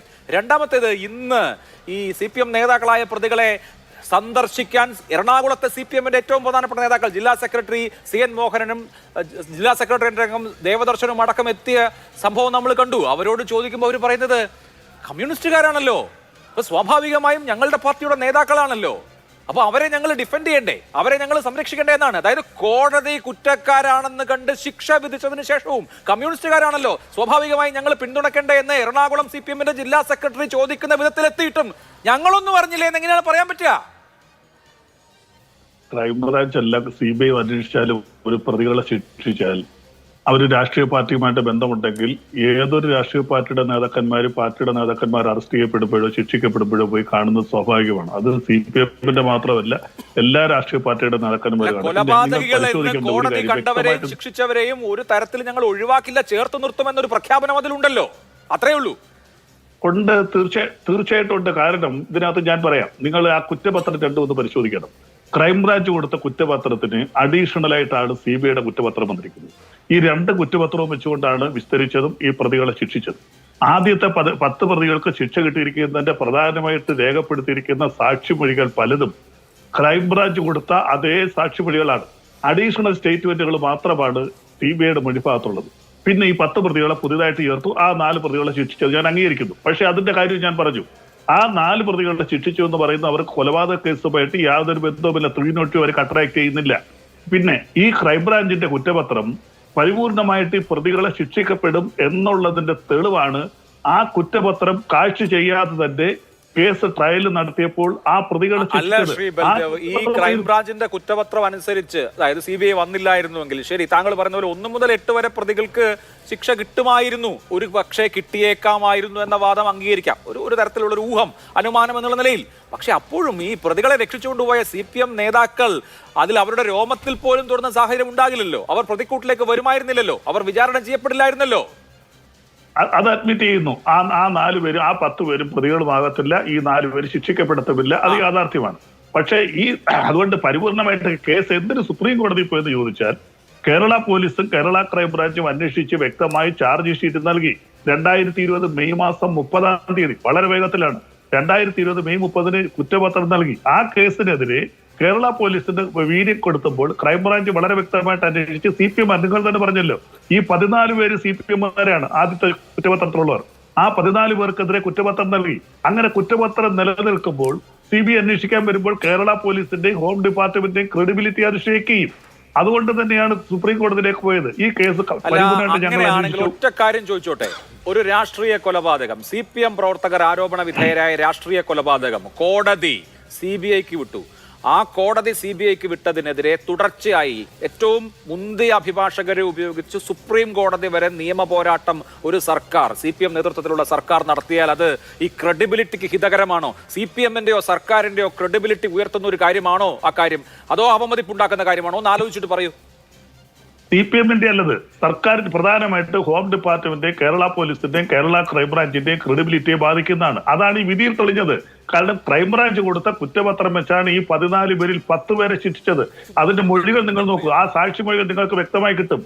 ആ സാക്ഷി ഏതൊക്കെ സാക്ഷികളുടെ സ്റ്റേറ്റ്മെന്റ്, കോടതിയിൽ കൊടുത്ത സോൺ സ്റ്റേറ്റ്മെന്റ്, ഡെപ്പോസിഷനും നിങ്ങൾ നോക്കുക. ആ ഡെപ്പോസിഷൻസ് എടുത്തു കഴിഞ്ഞാൽ പരിപൂർണമായിട്ട് ക്രൈംബ്രാഞ്ച് കൊടുത്ത കുറ്റപത്രത്തിൽ വളരെ വ്യക്തമായിട്ട് കേസ് ആയിരുന്നില്ല ശ്രീ ബൽദേവ്. അങ്ങനെ ഓരോ പ്രതിയെയും സ്കെച്ച് ചെയ്യാൻ അത്ര ബുദ്ധിമുട്ടുള്ള ഒരു കേസേ ആയിരുന്നില്ല. കാരണം പീതാംബരൻ എന്ന CPM-ന്റെ ലോക്കൽ കമ്മിറ്റി അംഗത്തിന്റെ നേതൃത്വത്തിൽ നടന്ന, അയാളുടെ ആസ്മാദികളുടെ നേതൃത്വത്തിൽ നടന്ന കൊല, അത് വളരെ അനായാസം തന്നെ ആരാണ് അതിന്റെ പ്രതികൾ എന്ന് വ്യക്തമായി കണ്ടുപിടിക്കാവുന്ന കാര്യമേ ഉണ്ടായിരുന്നുള്ളൂ. അത് ശരിയാണ്, താങ്കൾ പറഞ്ഞതുപോലെ അന്വേഷണ ഏജൻസി ഈ കൊന്ന ആളുകളെ, കേസിൽ നേരിട്ടുൾപ്പെട്ട ആളുകളെ കണ്ടെത്തിയിട്ടുണ്ട്.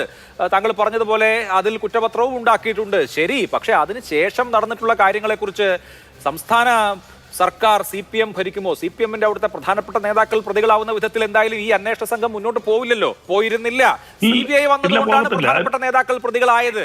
ആ പ്രധാനപ്പെട്ട നേതാക്കളാണ് ശിക്ഷിക്കപ്പെട്ടിരിക്കുന്നതും. അതാണ് ഈ കേസിലെ CBI-യുടെ പ്രസക്തി. അല്ല, അത് ഞാൻ തർക്കിക്കുന്നില്ല. പക്ഷെ ഒരു കാര്യമുണ്ട്, ഈ നിങ്ങൾ ഇപ്പോൾ നിയമത്തെ ഡേറ്റ് വെച്ച് നിങ്ങൾ എഴുതി വെച്ചോളൂ. ഇത് ഞാൻ പറഞ്ഞിട്ട്, ഞാൻ 30-40 വർഷമായിട്ട് പ്രാക്ടീസ് ചെയ്യുന്ന അഭിഭാഷകനാണ്. ഇതിനകത്ത് ഈ 14 മുതൽ 22 വരെയുള്ള പ്രതികൾക്കെതിരെയുള്ള ശിക്ഷ നിലനിൽക്കില്ല. കാരണം അവരെ അതിനകത്ത് 120B അട്രാക്ട് ചെയ്യത്തോടത്തോളം കാലം ഈ 5 വർഷം ശിക്ഷ എന്നുള്ളത് നിങ്ങൾ ഇന്നത്തെ ഡേറ്റ് വെച്ച് ബഹുമാനപ്പെട്ട അഭിലാഷ് മോഹൻ ഞാൻ പറഞ്ഞതായിട്ട് എഴുതി വെച്ചോളൂ. ഹൈക്കോടതിയിലേക്ക് പോകുമ്പോൾ ഈ ശിക്ഷയ്ക്ക് മാറ്റം ഉണ്ടാകും. മറ്റുള്ളവരുടെ കേസിൽ ശരിയായിരിക്കും, അവർ ഒരുപക്ഷെ ഇതിനേക്കാൾ വലിയ ശിക്ഷ, ഇവിടെ കൃപേഷിന്റെ സഹോദരി പറഞ്ഞതുപോലെ വലിയ ശിക്ഷ അവർക്ക് ലഭിക്കും. അവർക്ക് അത് അർഹരാണ്, ആ ശിക്ഷ ലഭിക്കണം, വധശിക്ഷ വേണ്ടി എന്താ ലഭിക്കണം. പക്ഷേ ഈ പേരുടെ ശിക്ഷ ഇന്നത്തെ ഡേറ്റ് വെച്ച് അഭിലാഷ് മോഹൻ എഴുതി വെച്ചു, ഞാൻ പറഞ്ഞതായിട്ട് ഈ ശിക്ഷ നിലനിൽക്കില്ല. കാരണം ഇങ്ങനെ ഒരു കേസിനകത്ത് രണ്ടുപേരെ രണ്ടായിട്ട് മാറ്റി കാണുമ്പോൾ ഇവരെ കൊലപാതകവുമായിട്ട് ലിങ്ക് ചെയ്യാതെ ഒരു പ്രതിയെ കസ്റ്റഡിയിൽ നിന്ന് രക്ഷപ്പെടുത്താൻ ഇത്രയും വലിയൊരു ശിക്ഷ വരത്തില്ല. 5 വർഷം എന്നുള്ള ശിക്ഷ വരത്തില്ല. ആ ശിക്ഷയുടെ പിന്നിൽ ഉദ്ദേശമുണ്ട്. എന്താണെന്നറിയാമോ? 3 വർഷത്തിൽ കൂടുതൽ ശിക്ഷിച്ചാൽ അവർക്ക് ആ കോടതിക്ക് ജാമ്യം കൊടുക്കാൻ പറ്റില്ല. അപ്പോൾ അതുകൊണ്ട് ഈ ശിക്ഷ പരിപൂർണമായിട്ട് നിലനിൽക്കില്ല. അതിനകത്ത് അവർ രക്ഷപ്പെടുമെന്നുള്ള കാര്യത്തിൽ ഏത് CBI അന്വേഷിച്ചാലും യാതൊരു വിധമായ തർക്കവുമില്ല. അത് നമുക്ക് അടുത്ത കാലത്ത് തന്നെ കാണാൻ പറ്റും. ഇതുപോലെ തുറന്ന ചർച്ചയിലൂടെ ഞാൻ ആ പ്രവചനത്തെ നിരാകരിക്കുന്നൊന്നുമില്ല. ഇവരിൽ ആരോപിതമാവുകയും ഇവരിൽ തെളിയിക്കപ്പെടുകയും ചെയ്തിരിക്കുന്ന കുറ്റം നിയമപരമായി തടങ്കലിൽ വെച്ചിരിക്കുന്ന ഒരാളെ രക്ഷിക്കാൻ ശ്രമിക്കുകയോ നിയമാനുസൃതമായ അറസ്റ്റിനെ മനഃപൂർവ്വം ചെറുക്കുകയോ ചെയ്യുന്നു എന്ന ഇന്ത്യൻ ശിക്ഷാ നിയമത്തിലെ 225-ാം വകുപ്പ് അനുസരിച്ചുള്ള കുറ്റമാണ് കെ മണികണ്ഠനും അതുപോലെ തന്നെ KV കുഞ്ഞിരാമനും അടക്കമുള്ള ആളുകൾക്കെതിരെ തെളിഞ്ഞിരിക്കുന്നത്. അത് താങ്കൾ പറഞ്ഞതുപോലെ മേൽക്കോടതിയിൽ പോകുമ്പോൾ ഒരു പക്ഷേ ഇതേ ശിക്ഷ തന്നെ അതിനുണ്ടാകുമോ തുടങ്ങിയ കാര്യങ്ങളൊക്കെ തർക്ക വിഷയമാണ്. ഞാനതുകൊണ്ട് അതിനൊരു വലിയ ചലഞ്ചായിട്ടൊന്നും എടുക്കുന്നില്ല. പക്ഷേ കൃത്യമായി അതിന്റെ മോറൽ റെസ്പോൺസിബിലിറ്റി എന്നുള്ളത് ഒരു തരത്തിലും മാറാതെ അവിടെ നിൽക്കും.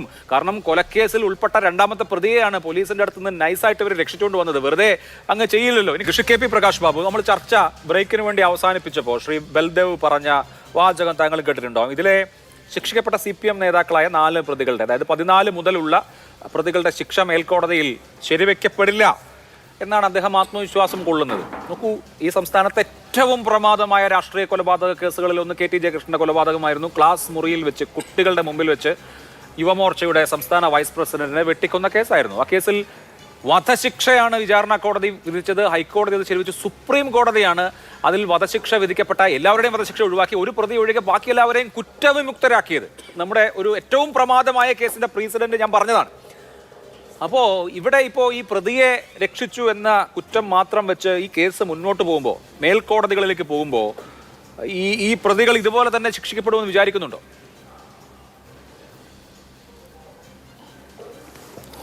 അഭിലാഷേ, അതിനു മുമ്പ് ഒന്ന് രണ്ട് കാര്യങ്ങൾ നമുക്കറിയാം. ഇന്നത്തെ ഈ ബഹുമാനപ്പെട്ട കോടതിയുടെ വിധിയോടുകൂടി നമുക്കൊരു കാര്യത്തിൽ കൂടി നല്ല വ്യക്തത വന്നു. CPIM-ന്റെ പല നേതാക്കളിലും അവരുടെ ജനുസുകളിൽ ആർക്കും വേർതിരിച്ച് മാറ്റാൻ പറ്റാത്ത വിധം ക്രിമിനലുകളുടെ ജീനുകൾ കടന്നുകൂടിയിട്ടുണ്ട് എന്നുള്ളത് ഒന്നുകൂടി ഇവിടെ വ്യക്തമായിരിക്കുന്നു. രണ്ടാമത് നോക്കൂ, നിങ്ങൾ ഒരു സംസ്ഥാനത്തെ ജനങ്ങളുടെ ജീവനും സ്വത്തിനും സംരക്ഷണം കൊടുക്കേണ്ട സർക്കാരിന് നേതൃത്വം കൊടുക്കുന്ന ഒരു പാർട്ടി അവരുടെ ബ്രാഞ്ച് സെക്രട്ടറി മുതൽ മുൻ ഏരിയ കമ്മിറ്റി സെക്രട്ടറി, മുൻ MLA വരെ സംരക്ഷിക്കാൻ വേണ്ടി അവർ തീർത്തിട്ടുള്ള പ്രതിരോധത്തെക്കുറിച്ച് ഇവിടെ എല്ലാവരും പറഞ്ഞു. അത് കേരളത്തിലെ പൊതുസമൂഹത്തിന് തന്നെ ഭീഷണിയായി നിലനിൽക്കുമ്പോഴാണ് ഇതിനെല്ലാം തന്നെ തട്ടിമാറ്റിക്കൊണ്ട് ഇവിടെ CPIM-ന്റെ നേതാക്കൾ ഉൾപ്പെടെ 14 പേരെ ശിക്ഷിച്ചിട്ടുള്ളത്. ഇതിൽ നിന്ന് നമുക്ക് മനസ്സിലാവുന്ന എന്താ അഭിലാഷേ? ഇതൊരു ലക്ഷണമൊത്ത ഈ കൊലപാതകത്തിന്റെ രീതി വെച്ച് പരിശോധിക്കുമ്പോൾ ഈ പാർട്ടി പലപ്പോഴും ഭാരതീയ ജനതാ പാർട്ടി പറയുന്നത് പോലെ കേരളത്തിൽ പ്രത്യേകിച്ച് മലബാറിൽ ലക്ഷണമൊത്തൊരു ഭീകരവാദ സംഘടനയാണ് ഈ CPIM എന്ന് പറയുന്നതിൽ എന്താ തെറ്റ്? നമുക്ക് ഈ അന്വേഷണത്തിന്റെ ഓരോ ഘട്ടങ്ങളിലും ഇന്ന് CPIM-ന്റെ സംസ്ഥാന സെക്രട്ടറി പറഞ്ഞത്, അതേപോലെ തന്നെ കാസർഗോഡ് ജില്ലാ സെക്രട്ടറി AV ബാലകൃഷ്ണൻ പറഞ്ഞത്, അതേപോലെ തന്നെ CN മോഹനൻ പറഞ്ഞിട്ടുള്ളത്, ഇവര് തുടക്കത്തിൽ ഞങ്ങൾ ആദ്യം കോടതി വിധി പറയട്ടെ എന്നിട്ട് പറയാൻ നിരപരാധിയാണെന്ന് പറയും. കോടതി വിധി വന്നു കഴിഞ്ഞാൽ അവരെ സംരക്ഷിക്കും. ഇത് ഒരു ഭാഗത്ത്. രണ്ടാമത്, അഭിലാഷ് ചോദിച്ചൊരു ചോദ്യത്തിലേക്ക് വരുമ്പോൾ ഈ കേസിൽ തന്നെ ഒരു അഭിഭാഷകൻ എന്നുള്ള നിലയിൽ ഞാനൊക്കെ നല്ല കുറച്ചുകൂടി ഈ കേസ് മുന്നോട്ട് പ്രതീക്ഷിച്ച ഒരാളായിരുന്നു. പക്ഷെ ഈ കേസ് തുടക്കം മുതൽ പാളിപ്പോകാനുള്ള ഒരു കാരണം എന്താ? KPCC-യുടെ വൈസ് പ്രസിഡന്റ്, DCC-യുടെ പ്രസിഡന്റ്, കാസർഗോഡ് DCC-യുടെ പ്രസിഡന്റ് ആയിട്ടുള്ള കേരളത്തിലെ എണ്ണപ്പെട്ട ക്രിമിനൽ അഭിഭാഷകനായിരുന്നു പ്രോസിക്യൂഷനെ സഹായിച്ചിരുന്നത്. കോൺഗ്രസിന്റെ നേതൃത്വം അത്രയേറെ വിശ്വസിച്ചിട്ടാണ് അദ്ദേഹത്തെ ഏൽപ്പിച്ചിട്ടുള്ളത്. ഈ കേസിൽ പിന്നീട് അദ്ദേഹം യാദൃശ്ചികമായി കോൺഗ്രസിന്റെ നേതാവ് KPCC-യുടെ വൈസ് പ്രസിഡന്റ് ആയിട്ടുള്ള CK ശ്രീധരൻ പ്രതികൾക്ക് വേണ്ടി പോകുന്നു. സ്വാഭാവികമായിട്ടും അഭിലാഷേ, ഈ കേസിൽ സാധാരണ ഒരു കേസ് വെറുതെ വിടുക എന്നൊക്കെ പറയുന്നത് ബെനിഫിറ്റ് ഓഫ് ഡൗട്ടാണ്, സംശയത്തിന്റെ ആനുകൂല്യമാണ്. ഈ കേസിലെ പ്രോസിക്യൂഷൻ ഉയർത്തുന്ന എല്ലാ തെളിവുകളും വാദങ്ങളും അതേപോലെ തന്നെ പ്രതികൾക്കെതിരെയുള്ള തെളിവുകളൊക്കെ അറിഞ്ഞിട്ട് KPCC-യുടെ വൈസ് പ്രസിഡന്റ് നേരെ പ്രതികൾക്ക് വേണ്ടി ഹാജരാവുക. ഒന്നവിടെ. രണ്ടാമത്, പല ഘട്ടങ്ങളിലും ഈ കോൺഗ്രസിന്റെ നേതാക്കൾ ഈ പ്രതികളുമായി സംവദിക്കുന്നു, പ്രതികളുമായി പല ധാരണയിലെത്തുന്നു, അവരുടെ വീടുകളിൽ പോകുന്നു. നോക്കുന്നു, ഈ കേസിൽ ഈ പ്രതികൾ കുറ്റക്കാരാണെന്ന് കണ്ടെത്തുന്നതിന്റെ തലേ ദിവസം ഈ കേസിൽ ശിക്ഷിക്കപ്പെട്ട പ്രതിയോടൊപ്പം കോൺഗ്രസിന്റെ ഒരു ജനപ്രതിനിധി വേദി പങ്കിടുക. അപ്പോൾ ഞാൻ പറഞ്ഞു വന്നിട്ടുള്ളത്, ഇവിടെ യഥാർത്ഥത്തിൽ CBI-യുടെ കയ്യിലെത്തിയതുകൊണ്ട് അഭിലാഷേ ഒരു പരിധിവരെ നമുക്ക് ആ സഹോദരന്മാർ ജീവിച്ചു തുടങ്ങിയിട്ടില്ല സഹോദരന്മാർ, അവരുടെ കുടുംബത്തിനൊരു നീതി കിട്ടി. രണ്ടാമതൊന്ന്, നിങ്ങളിപ്പം ജയകൃഷ്ണൻ മാസ്റ്ററുടെ കാര്യം ചോദിച്ചു അഭിലാഷേ. ജയകൃഷ്ണൻ മാസ്റ്ററുടെ കേസിലും അതേപോലെ തന്നെ പന്നന്നൂർ ചന്ദ്രൻ വധക്കേസ് 96-ൽ EK നായനാർ വന്ന ഉടനെ നടന്നിട്ടുള്ളൊരു കൊലപാതകമാണ് പന്നന്നൂർ ചന്ദ്രൻ ഭാര്യയുടെ മുന്നിൽ വെച്ച് കൊലപ്പെടുത്തിയിട്ടുള്ളത്. ഈ രണ്ട് കേസിലും തലശ്ശേരിയിലെ ഡിസ്ട്രിക്ട് ആൻഡ് സെഷൻസ് കോടതിയിലെ വിധിന്യായത്തിൽ ഈ രണ്ട് കേസും പോലീസ് അന്വേഷിച്ചിട്ടുള്ളത് പ്രതികളെ എങ്ങനെ സമർത്ഥമായി രക്ഷിക്കാമെന്നുള്ളൊരു ഗവേഷണമാണ്. അതുകൊണ്ട് ഈ അന്വേഷണ ഉദ്യോഗസ്ഥർക്കെതിരെ നടപടിയെടുക്കണമെന്ന് പറഞ്ഞ് കേരളത്തിന്റെ ആഭ്യന്തര വകുപ്പ് അതേപോലെ തന്നെ ആഭ്യന്തര സെക്രട്ടറിക്കടക്കം ജഡ്ജ്മെന്റിന്റെ കോപ്പി ഈ കോടതി ഉത്തരവിട്ടിരുന്നു. ഞാൻ ചോദിച്ചോട്ടെ, തുടർന്ന് വന്ന ആ ഗവൺമെന്റ് പോട്ടെ, തുടർന്ന് വന്ന ഗവൺമെന്റ് എന്ത് നടപടി എടുത്തിട്ടുള്ളത്? ഇനി രണ്ടാമത്, കഴിഞ്ഞ 10 കൊല്ലമായി അഭിലാഷെ കേരളത്തിൽ CPIM-ന്റെ നേതാക്കൾ അഴീക്കോടൻ മന്ദിരത്ത് നിന്ന് വടിവാള് കൊടുത്തുവിട്ട് നിരപരാധികളെ ഇല്ലാതാക്കാൻ ശ്രമിക്കുന്ന ഓരോ നേതാക്കളിലും അന്വേഷണം എങ്ങനെ എത്തിയത്? ഇവര് നായികക്ക് 40 വട്ടം എതിർക്കുന്ന ആ CBI വന്നതുകൊണ്ടല്ലേ? ഞാനൊരു 4 ഉദാഹരണം പറയാം അഭിലാഷ്, 4 എന്നിട്ട് നിർത്താം, കാരണം എനിക്ക് ആദ്യം സമയം കിട്ടിയിട്ടില്ല. ഒന്ന് നോക്കൂ, ഷുഹൈബ് വധം, ഷുഹൈബ് വധിക്കപ്പെടുന്ന അരിയൽ ഷുക്കൂറിന്റെ കൊലപാതകം നമുക്കറിയാം. CPIM-ന്റെ പാർട്ടി കോടതി ഒരു വയലിൽ വെച്ച് വിചാരണ നടത്തി അതിന്റെ ഫോട്ടോ നമ്മുടെ P ജയരാജന് അയച്ചു കൊടുത്ത് ഐഡന്റിഫൈ ചെയ്തതിനു ശേഷം കൊലപ്പെടുത്തുന്ന ആളാ. ആ കൊലപാതകം നടന്നിട്ടുള്ളത് 2012 ഫെബ്രുവരി 19-നാണ്. കേരളം ഭരിച്ചിരുന്നത് ബഹുമാനപ്പെട്ട ഉമ്മൻചാണ്ടിയാണ്. ആ കേസിൽ അഭിലാഷെ ഈ അന്വേഷണം 4 കൊല്ലം നടത്തിയിട്ട് P ജയരാജനെ കൊലക്കുറ്റത്തിന് കേസെടുക്കാൻ, ക്രിമിനൽ ഗൂഢാലോചനയ്ക്ക് കേസെടുക്കാൻ സാധിച്ചിട്ടുണ്ടോ? അവസാനം ആ കോൺഗ്രസിന്റെ നേതാവ്, മുസ്ലിം ലീഗ് UDF-ന്റെ പ്രവർത്തകനായിട്ടുള്ള അരിയൽ ഷുക്കൂറിന്റെ കേസിൽ P ജയരാജൻ എന്ന 1-ാം തരം ക്രിമിനലിനെ, കൊലപാതകിയെ പിടിച്ച് ജയിലറക്കുള്ളിലേക്ക് പോകാൻ ആവശ്യമായ തെളിവ് സംഭരിക്കാൻ ഈ രാജ്യത്ത് CBI വരേണ്ടി വന്നു.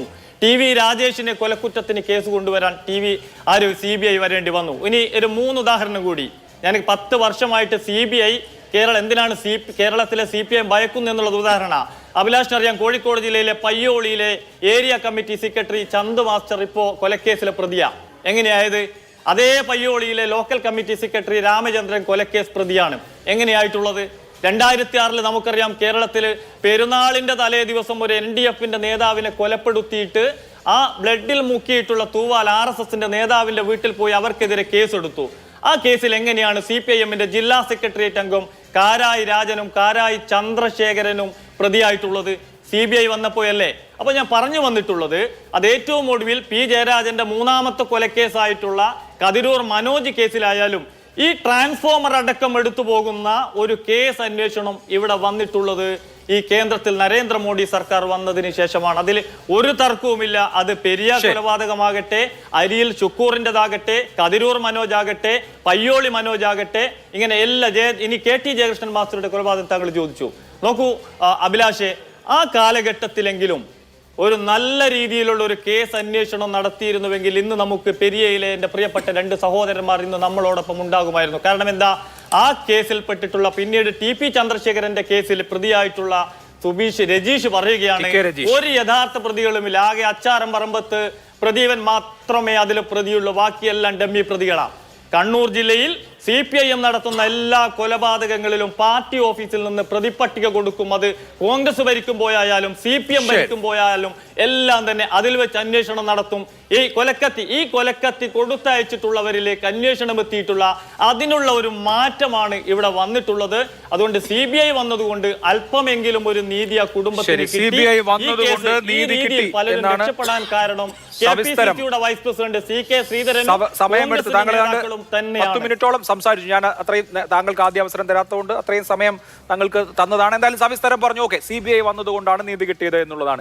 അമൃത, ഈ കാര്യത്തിൽ CBI വന്നില്ലായിരുന്നുവെങ്കിൽ ഈ കേസിൽ ഇതുപോലെ ഒരു ശിക്ഷാവിധി ഉണ്ടാകുമായിരുന്നില്ല എന്ന് വിചാരിച്ചിരുന്നു, ഒന്നാമത്തേത്. രണ്ടാമത്തേത്, CK ശ്രീധരൻ വടക്കേ മലബാറിലെ കോൺഗ്രസിന്റെ പ്രധാനപ്പെട്ട ക്രിമിനൽ കേസുകളെല്ലാം കൈകാര്യം ചെയ്തിരുന്ന അനുഭവ സമ്പന്നനായ ഒരു വക്കീലാണ്.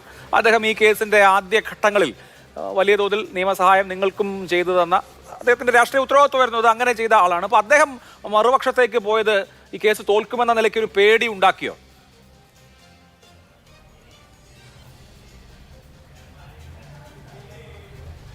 CBI വന്നില്ലായിരുന്നെങ്കിൽ നീതി കിട്ടില്ലായിരുന്നു, അതുറപ്പാണ്.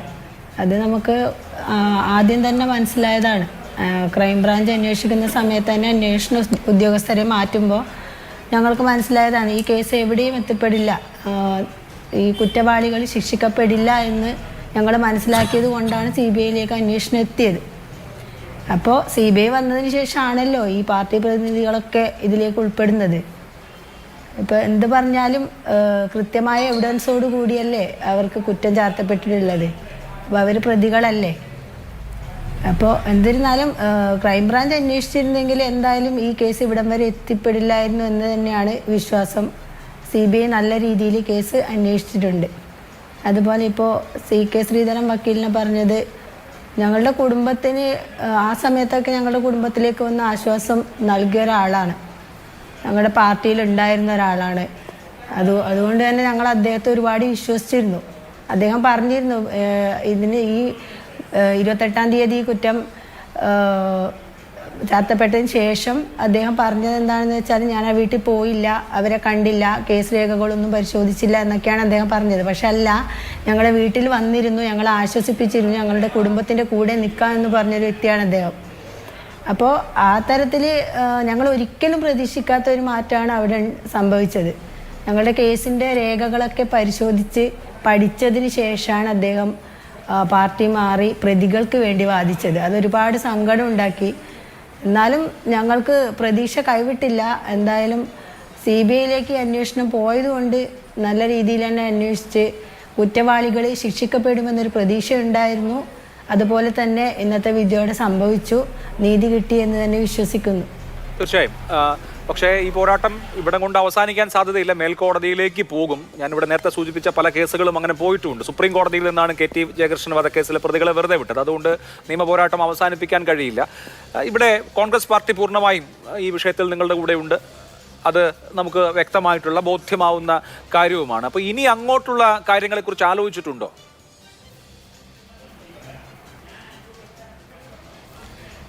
ഇനി അങ്ങോട്ട് കേസിൻ്റെ ഇപ്പോൾ വിധിപ്പകർപ്പൊന്നും കിട്ടിയിട്ടില്ല. 307 പേജുള്ള വിധിപ്പകർപ്പാണ് എന്നാണ് അറിയാൻ പറ്റിയത്. അപ്പോൾ ഇനി അങ്ങോട്ടുള്ള നിയമ പോരാട്ടം തുടരും. എന്നിരുന്നാലും ഞങ്ങളുടെ കൂടെ ഞങ്ങളുടെ പ്രസ്ഥാനം ഉണ്ടായിരുന്നു. ഞങ്ങൾ ഒരുപാട് സഹായിച്ചിട്ടുണ്ട് എല്ലാ കാര്യങ്ങളിലും.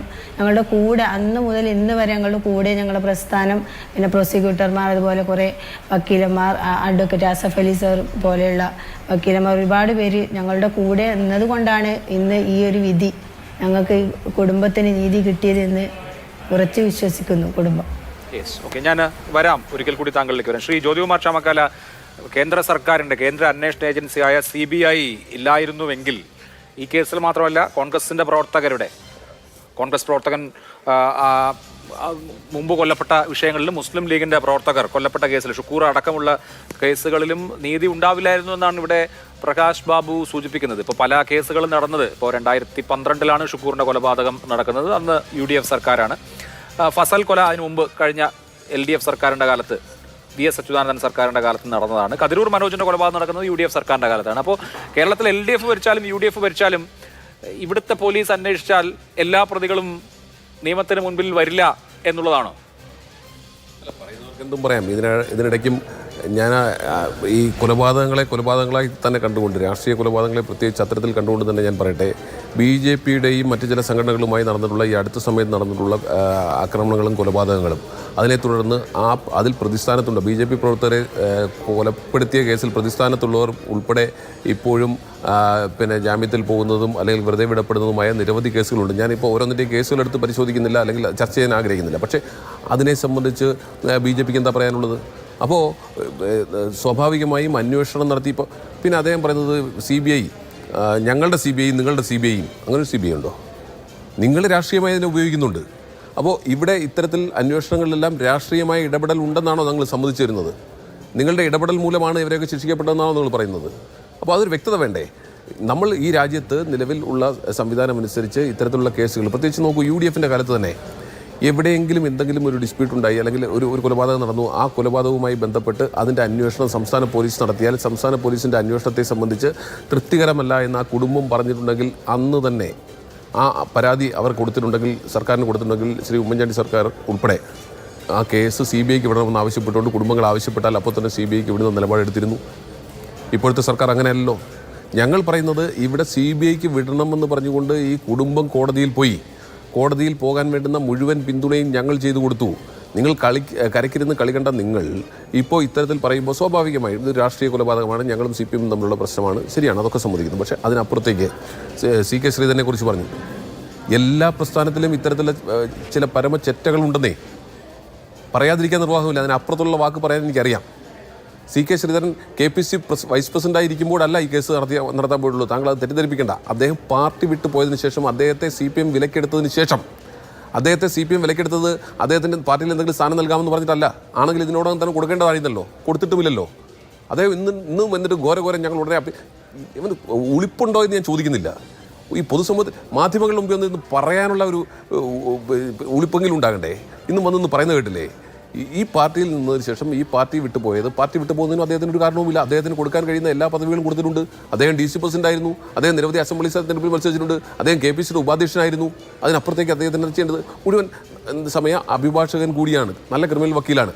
അങ്ങനെ അഭിഭാഷക വൃത്തിയിൽ നിൽക്കുന്ന ഒരു വ്യക്തിക്ക് കൊടുക്കാൻ കഴിയുന്ന എല്ലാ പദവികളും ഈ പാർട്ടി നൽകിയതിന് ശേഷവും അദ്ദേഹത്തെ CPM വിലക്കെടുത്തെങ്കിൽ അതിനെ, ആ വ്യക്തിയെ നമ്മൾ ഏത് വാക്കുപയോഗിച്ചാണ് അഭിസംബോധന ചെയ്യേണ്ടത് എന്ന് എന്നെ കേൾക്കുന്നവർ ചിന്തിച്ചോട്ടെ, തീരുമാനിച്ചോട്ടെ. പക്ഷേ അങ്ങനെയുള്ള ഒരാൾ മിനിമം പ്രൊഫഷണലെങ്കിലും, അദ്ദേഹത്തിൻ്റെ പ്രൊഫഷണലെങ്കിലും ഒരു ഇൻറ്റഗ്രിറ്റി കാണിക്കണ്ടേ? ഈ കേസുമായി ബന്ധപ്പെട്ട് ഈ കുടുംബത്തിൽ പിന്നെ അവർക്ക് എല്ലാ പിന്തുണയും വാഗ്ദാനം ചെയ്ത് അവരോടൊപ്പം നിന്ന് അവരുടെ കേസിൻ്റെ നിജസ്ഥിതി ബോധ്യപ്പെട്ട് നമ്മുടെ പ്ലസും മൈനസും എല്ലാം മനസ്സിലാക്കി ആ കുടുംബത്തോടൊപ്പം നിന്ന് ആ കേസെല്ലാം പഠിച്ചതിന് ശേഷം ഒറ്റ രാത്രി കൊണ്ട് വെച്ച് നീട്ടിയ പൈസയ്ക്ക് വേണ്ടി മറുകണ്ഠം ചാടി. ആ മറുകണ്ഠം ചാടുക മാത്രമല്ല, ആ കേസ് മറ്റൊരാളെ കൊണ്ട് വാദിപ്പിക്കുക മാത്രമല്ല, നേരിട്ട് വന്ന് അങ്ങ് ഒരു ഉളുപ്പില്ലാതെ വാദിക്കുക. ഇതിനെ ഈ പ്രൊഫഷനിലെ പിന്നെ യഥാർത്ഥ വക്കീലന്മാരെ സംബന്ധിച്ച്, എത്തിക്സ് മുറുകെ പിടിക്കുന്ന വക്കീലന്മാരെ സംബന്ധിച്ച് എന്താവും ഇതിന് മറുപടി പറയുക? അപ്പോൾ അങ്ങനെ ഒരാൾ നമ്മൾ കേരളത്തിൻ്റെ ചരിത്രത്തിൽ കണ്ടില്ലാത്ത രീതിയിൽ അദ്ദേഹത്തെ അദ്ദേഹമാക്കിയ രാഷ്ട്രീയ പ്രസ്ഥാനം, അദ്ദേഹത്തിൻ്റെ പ്രൊഫഷണലായിട്ടുള്ള കഴിവിനെ കുറിച്ചൊന്നും ഞാൻ വിസ്മരിക്കുന്നില്ല. ആ കഴിവ് ഇപ്പോൾ എത്രത്തോളം ഉണ്ടെന്ന് യാഥാർത്ഥ്യം ഇപ്പോൾ ബോധ്യപ്പെടുകയും ചെയ്തല്ലോ. ഏതായാലും ഈ കേസിലെങ്കിലും അത് ബോധ്യപ്പെട്ടു. അപ്പോൾ അങ്ങനെയുള്ള ഒരാൾ മറുകണ്ഠം ചാടി ആ കുടുംബത്തെയും ഈ കേരളീയ സമൂഹത്തെയും ഒറ്റ കൊടുത്തുകൊണ്ട് കൊലയാളികൾക്ക് വേണ്ടി കേസ് വാദിച്ച് ജയിച്ച് പൈസ മേടിച്ചാൽ കുഴപ്പമില്ല, കൊലയാളികൾക്ക് വേണ്ടി പൈസ വാങ്ങിക്കൊണ്ട് ഒറ്റ കൊടുക്കുന്ന പിന്നെ നിലപാടെടുത്ത ഒരു വക്കീലിനെ സംബന്ധിച്ച് ഇങ്ങനെയൊക്കെയുള്ള ചില കൃമികൾ ഈ പൊതുസമൂഹത്തിലുണ്ട്. അതിപ്പോഴാണ് നമുക്ക് ബോധ്യപ്പെട്ടത്. പിന്നെ മഞ്ഞളിക്കുന്ന രീതിയിൽ പണം വെച്ചു കൊടുത്താൽ അങ്ങനെ പോകാൻ നിൽക്കുന്ന വിവരം കെട്ട വൃത്തികെട്ട നികൃഷ്ട ജീവികൾ. ആ വാക്കൊക്കെ ഇപ്പോൾ നമുക്ക് എന്തായാലും മുഖ്യമന്ത്രിയുടെ കോട്ട് ചെയ്താലും നമുക്ക് ഉപയോഗിക്കാമല്ലോ ആ വാക്കുകൾ. അപ്പോൾ അത്തരത്തിലുള്ള ഈ പിന്നെ എന്താ പറയുന്നത്, ഞാൻ പറഞ്ഞാൽ കൂടി പോകുന്നതുകൊണ്ട് ഞാനതൊന്നും പറയുന്നില്ല. അപ്പോൾ അത്തരത്തിലുള്ള ആളുകൾ ഈ കേസിനകത്ത് നടത്തിയിട്ടുള്ള ഇടപെടൽ അതിനെപ്പോലും അതിജീവിച്ചുകൊണ്ടാണ് കൃത്യമായി കോടതിയിൽ നിന്നും CBI കോടതിയിൽ നിന്ന് ഇപ്പോൾ ഇത്തരത്തിൽ വിധി വന്നിട്ടുള്ളത് എന്ന കാര്യം നമ്മൾ മറക്കരുത്. അപ്പോൾ നോക്കൂ, ഇവിടെ CBI എൻക്വയറിയെ ഇല്ലാതിരിക്കാൻ വേണ്ടി സർക്കാരിൽ നിന്നും ഖജനാവിൽ നിന്നും കോടികൾ മുടക്കി എന്തെല്ലാം തടസ്സങ്ങൾ വരുത്താൻ ശ്രമിച്ചോ അതെല്ലാം വരുത്തി, നടന്നില്ല. CBI എൻക്വയറി വന്നു. CBI എൻക്വയറി വരുമ്പോൾ പിന്നെന്താ, ഈ കേസുമായി ബന്ധപ്പെട്ട എല്ലാ കാര്യങ്ങളും അറിയാവുന്ന, പ്രത്യേകിച്ച് മലബാർ മേഖലയിൽ ഏറ്റവും പ്രശസ്തനായ ഒരു ക്രിമിനൽ ലോയർ എന്ന നിലയിൽ CK ശ്രീധരൻ്റെ സേവനമാണ് അവർക്ക് വേണ്ടിയിരുന്നത്. പ്രത്യേകിച്ച് അദ്ദേഹത്തിന് ഈ കേസിനെ കുറിച്ച് എല്ലാം അറിയാവുന്നുണ്ട്. അദ്ദേഹത്തെ വിലക്കെടുത്തു CPM അല്ലേ? എന്നിട്ടും ഈ കേസിൽ പരാജയപ്പെട്ടിരിക്കുന്നു. അപ്പോൾ അവിടെ നിന്ന് നമ്മൾ എന്താ ബോധ്യപ്പെടേണ്ടത്? പിന്നെ എനിക്ക് മുമ്പ് നേരത്തെ സംസാരിച്ചു പോയ ശ്രീ ബലദേവ് അദ്ദേഹം പറഞ്ഞു പോകണമല്ലോ, പോലീസിൻ്റെയും ക്രൈംബ്രാഞ്ചിൻ്റെയും ക്രെഡിബിലിറ്റി ബാധിക്കും, അതുകൊണ്ടാണ് ഞങ്ങൾ സുപ്രീം കോടതിയിൽ പോയതെന്നാണ്. ഇപ്പോൾ ക്രെഡിബിലിറ്റി ആരുടെയാണ് പോയത്? അഭിലാഷം നോക്കൂ, ഈ കേസിൽ CBI അഡീഷണലായി കണ്ടെത്തിയിട്ടുള്ള പ്രതികളിൽ ആരെങ്കിലും ശിക്ഷിച്ചില്ലായിരുന്നെങ്കിൽ, അവരെ എല്ലാവരെയും 10 പേരെയും വെറുതെ വിട്ടിരുന്നെങ്കിൽ ശരിയാണ്, പോലീസ് കണ്ടെത്തിയതായിരുന്നു ശരി, പോലീസിൻ്റെ ക്രെഡിബിലിറ്റി ചോദ്യം ചെയ്യുന്നതായിരുന്നു, ഞങ്ങളെടുത്ത നിലപാട് ശരിയായിരുന്നു എന്ന് സർക്കാരിന് അവകാശപ്പെടാമായിരുന്നു, CPM അവകാശപ്പെടാമായിരുന്നു. എന്നാൽ ഇതിൻ്റെ പിന്നിൽ പ്രവർത്തിച്ച യഥാർത്ഥ കക്ഷികളെ കണ്ടെത്താൻ CBI വന്നേ മതിയാവൂ എന്ന് ബോധ്യത്തിൻ്റെ അടിസ്ഥാനത്തിൽ കോൺഗ്രസ് പാർട്ടിയും ഈ മരണപ്പെട്ട ചെറുപ്പക്കാരുടെ കുടുംബവും ഒറ്റക്കെട്ടായി നിന്നുകൊണ്ടെടുത്ത തീരുമാനത്തിൻ്റെ അടിസ്ഥാനത്തിൽ CBI വന്നപ്പോൾ CBI കണ്ടെത്ത പ്രതികളിൽ 4 പേർ, അത് ഉന്നതരായ നേതാക്കന്മാർ പ്രതികളാണെന്ന് കണ്ടെത്തിയിരിക്കുമ്പോൾ പിന്നെ ക്രെഡിബിലിറ്റിയെക്കുറിച്ച് പറഞ്ഞിട്ട് വല്ല കാര്യമുണ്ടോ? പിന്നെ അദ്ദേഹം പറയുന്നത് എന്താ, പിന്നെ തെറ്റായി പോയി, ശിക്ഷ നിലനിൽക്കലെന്നൊക്കെയാണ്. ശിക്ഷ നിലനിൽക്കുന്നോ ഇല്ലെന്നുള്ള ആസ് ഓൺ ഡേറ്റ് ഇന്നത്തെ വിധി അനുസരിച്ച് അവർ ഈ കൊലപാതക കേസിലെ ശിക്ഷയ്ക്ക് വിധേയരായിട്ടുള്ളവരാണ്, ക്രിമിനലുകളാണ്, അവർ കുറ്റവാളികളായി അവരെ കോടതി ചാപ്പ കുത്തിയിരിക്കുന്നു. അത് CPMൻ്റെ ജില്ലാ സെക്രട്ടേറിയറ്റ് മെമ്പർ ഉൾപ്പെടെയുള്ളവരുടെ നെഞ്ചത്താണ് കുത്തിയിരിക്കുന്നത്. നിങ്ങൾ കൊലപാതകികളാണ്, നിങ്ങൾ കൊലപാതകത്തിൽ എന്ത് ചെയ്തു എന്നല്ല, നിങ്ങൾ കത്തി ഉണ്ടാക്കി കൊടുത്തോ അല്ലെ പിടിച്ചു ഏൽപ്പിച്ചോ അല്ലെ അതിൻ്റെ തെളിവുകൾ നശിപ്പിക്കാൻ കൊടുക്കുന്നല്ല, നിങ്ങൾ ആ ഉദ്യമത്തിൽ ഒരർത്ഥത്തിൽ അല്ലെങ്കിൽ മറ്റൊരർത്ഥത്തിൽ നിങ്ങൾ പങ്കാളിയാണ് എന്ന് CPMൻ്റെ ജില്ലാ സെക്രട്ടേറിയറ്റ് മെമ്പറും മുൻ MLAയുമായ KV കുഞ്ഞിരാമൻ ഉൾപ്പെടെയുള്ളവരോട് പറയുമ്പോൾ അതിനെ ഒന്നും നമ്മൾ ദുർവ്യാഖ്യാനം ചെയ്തിട്ടൊന്നും കാര്യമില്ല. അവർ കൊലക്കേസിലെ പ്രതികളാണ്, ശിക്ഷിക്കപ്പെട്ടവരാണ്, കൊലയാളികളാണ്. ശരി, ഓക്കെ. ഇവിടെ ശ്രീ പ്രകാശ് ബാബു, എന്ത് ഇടപെടൽ നടത്തി, ഏത് ഏജൻസിയുടെ നേട്ടം എന്നുള്ളതിനപ്പുറത്ത് നമ്മൾ കുറച്ചുകൂടി വ്യത്യസ്തമായി ഈ കാര്യങ്ങളെ ചിന്തിക്കാമല്ലോ. ഇപ്പോൾ കഴിഞ്ഞ ഒരു പതിറ്റാണ്ടിൽ കൊലപാതക കേസുകളിൽ ശരിയായ പ്രതികൾ പിടിക്കപ്പെടാറുണ്ട്. ഇപ്പോൾ ഇവിടെ തന്നെ ക്രൈംബ്രാഞ്ച് യഥാർത്ഥ കുറ്റവാളികളെ പിടിച്ചിട്ടുണ്ട്, കേരള പോലീസ് പിടിച്ചിട്ടുണ്ട്. അവരെ തന്നെയാണ് CBI പ്രതികളായിരിക്കുന്നത്. TP ചന്ദ്രശേഖരൻ ഏറ്റവും ക്ലാസിക് ആയിട്ടുള്ള ഉദാഹരണമാണ്. TP ചന്ദ്രശേഖരൻ കേസിൽ യഥാർത്ഥ പ്രതികളാണ് അറസ്റ്റിലായിരിക്കുന്നത്. പക്ഷെ അതിനു മുമ്പുള്ള പതിറ്റാണ്ടുകളിലെ സാഹചര്യം എന്തായിരുന്നു എന്നുള്ളതാണ് അവിടെ ചിന്തനീയമായ കാര്യം. ഒന്ന്, ഇപ്പോൾ നമ്മുടെ പൊതു അന്തരീക്ഷം മാറിയിട്ടുണ്ട്, പൊതുബോധം മാറിയിട്ടുണ്ട്. കൊലപാതകം എന്ന് പറയുന്നത് രാഷ്ട്രീയ പാർട്ടികൾക്ക് അവമതിപ്പല്ലാതെ ഏതെങ്കിലും തരത്തിലുള്ള ഗുണമുണ്ടാക്കി കൊടുക്കില്ല എന്ന അവസ്ഥയായിട്ടുണ്ട്. മുമ്പ് നോക്കൂ, TK രജീഷ് TP കേസിൽ പിടിക്കപ്പെടുമ്പോൾ ആണല്ലോ അയാൾ തന്നെയാണ് ഈ ജയകൃഷ്ണൻ മാഷിന്റെ കൊലയിൽ ഉണ്ടായിരുന്നത് എന്ന് വ്യക്തമാകുന്നത്. ജയകൃഷ്ണൻ മാഷ് കൊലക്കേസിലെ വധശിക്ഷയ്ക്ക് വിധിക്കപ്പെട്ട 7 പേരിൽ അച്ചാരന്റെ പ്രതികൾ ഒഴികെ വേറെ ആരും ആ സീനിലെ ഉണ്ടായിരുന്ന ആളുകളല്ല. അവർക്കെതിരെയാണ് സാക്ഷിമൊഴികളും മറ്റു കാര്യങ്ങളൊക്കെ ഉണ്ടായിരുന്നത്. പണ്ട് യഥാർത്ഥ പ്രതികളായിരുന്നില്ല ഈ കേസുകളിൽ പ്രതികളാക്കപ്പെട്ടിരുന്നത്. ആ സിസ്റ്റം വേറെയായിരുന്നു. അതിപ്പോ നിങ്ങൾ ആരോപണ വിധേയരായിരിക്കുന്ന കേസുകൾ അങ്ങനെയാണ്. KV സുധീഷിന്റെ കൊലപാതകമടക്കം പ്രമാദമായ കൊലക്കേസുകൾ BJPയുടെ പേരിലും ഉണ്ടല്ലോ, BJPക്കാർ ചെയ്തതും ഉണ്ടല്ലോ. രണ്ടു കൂട്ടരും എല്ലാ കൂട്ടരും ചെയ്ത വലിയ വലിയ വലിയ കുറ്റകൃത്യങ്ങളുണ്ട്. പക്ഷേ ഈ കാലഘട്ടത്തിൽ ഒരു കൊലപാതകം നടത്തിയാൽ അത് ആസൂത്രണം ചെയ്യുന്നവനും നടപ്പാക്കുന്നവനും ഒക്കെ ശിക്ഷിക്കപ്പെടും എന്ന നില എനിക്ക് തോന്നുന്നു കേരളം പുരോഗമിച്ചതുകൊണ്ട്, നമ്മുടെ പൊതുബോധം മാറിയതുകൊണ്ട്, നമ്മുടെ കുറച്ചുകൂടി നിയമം മുന്നോട്ട് പോയതുകൊണ്ട് അങ്ങനെ വരുന്നു എന്നുള്ള നിലയിൽ കാണാമല്ലോ. CBI ഇല്ലെങ്കിലും ഈ കേസിലൊക്കെ യഥാർത്ഥ പ്രതികൾ തന്നെയാണ് പ്രതി ചേർക്കപ്പെട്ടത്.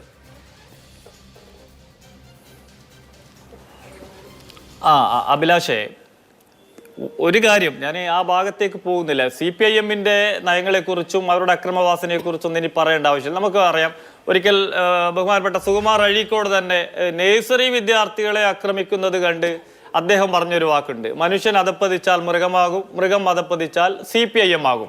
അതുകൊണ്ട് അതിനെക്കുറിച്ച് പോട്ടെ.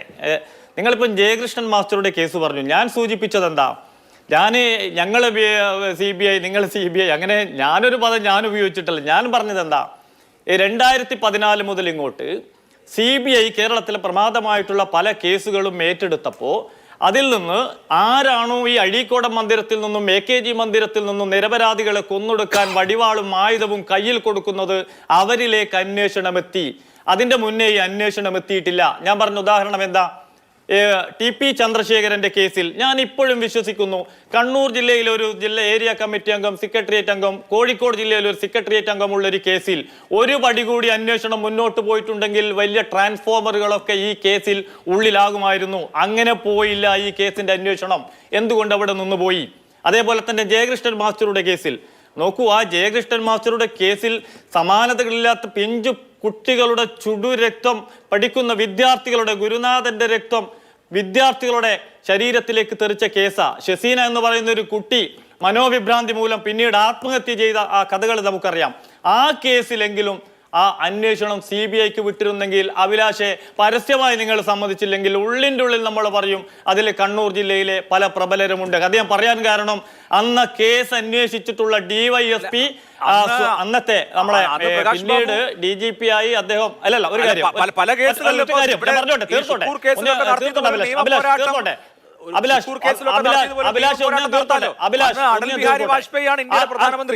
അല്ല ആ അടൽ ബിഹാരി വാജ്പേയിക്ക് കേരള ഗവൺമെന്റിന്റെ ശുപാർശ ഇല്ലാതെ നേരിട്ട് CBI എങ്ങനെ കേസെടുക്കാൻ പറ്റും അഭിലാഷേ?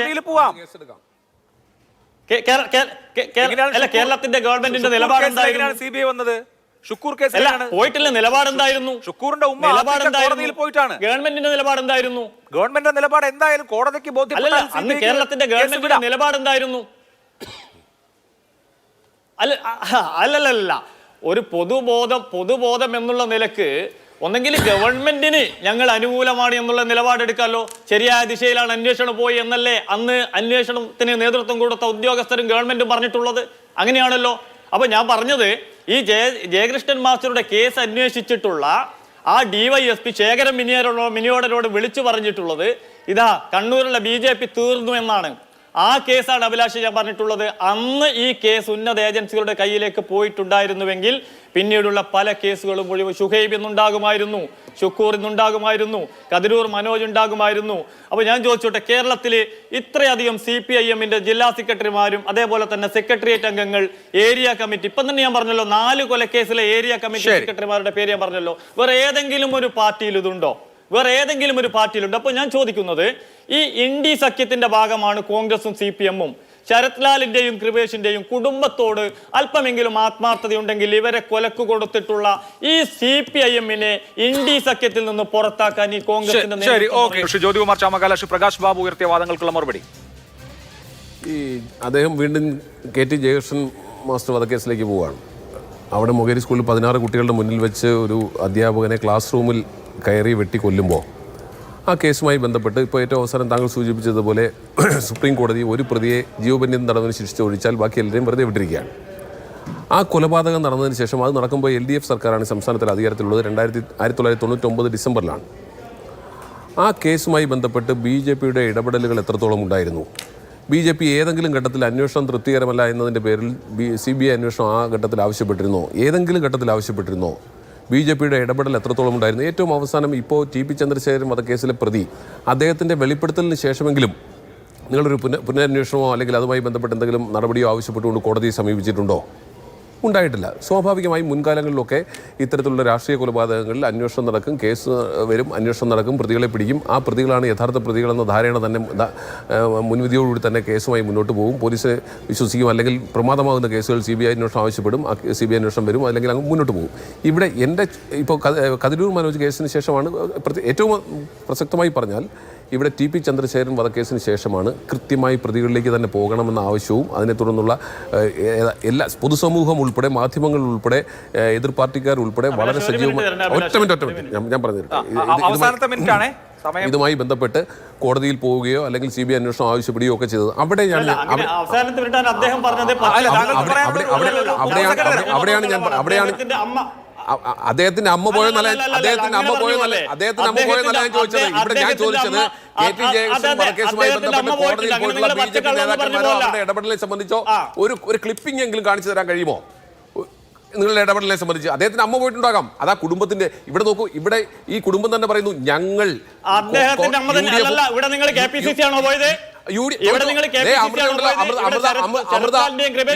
അമൃത ഈ ചർച്ചയിൽ സംസാരിക്കുമ്പോൾ മുഴുവൻ പറഞ്ഞുള്ള എന്താ? ഈ കുടുംബം പോകുമ്പോൾ ആ കുടുംബത്തോടൊപ്പം സജീവമായി മുഴുവൻ സമയവും പാർട്ടി നിയോഗിച്ചവർ ഉണ്ട്.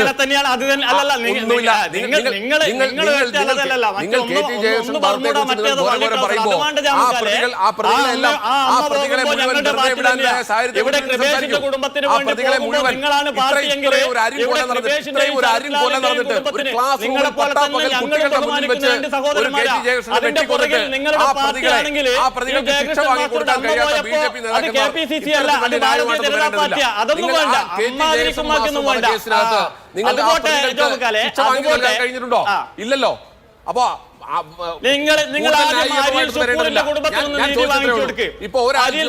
ഉമ്മൻചാണ്ടി വച്ചിട്ട് പോലും നിങ്ങൾ അരിയൽ ശുക്കൂറിന്റെ കുടുംബത്തിന് നീതി വാങ്ങിച്ചു കൊടുക്കാൻ പറ്റാത്ത പ്രസംഗിക്കല്ലേ?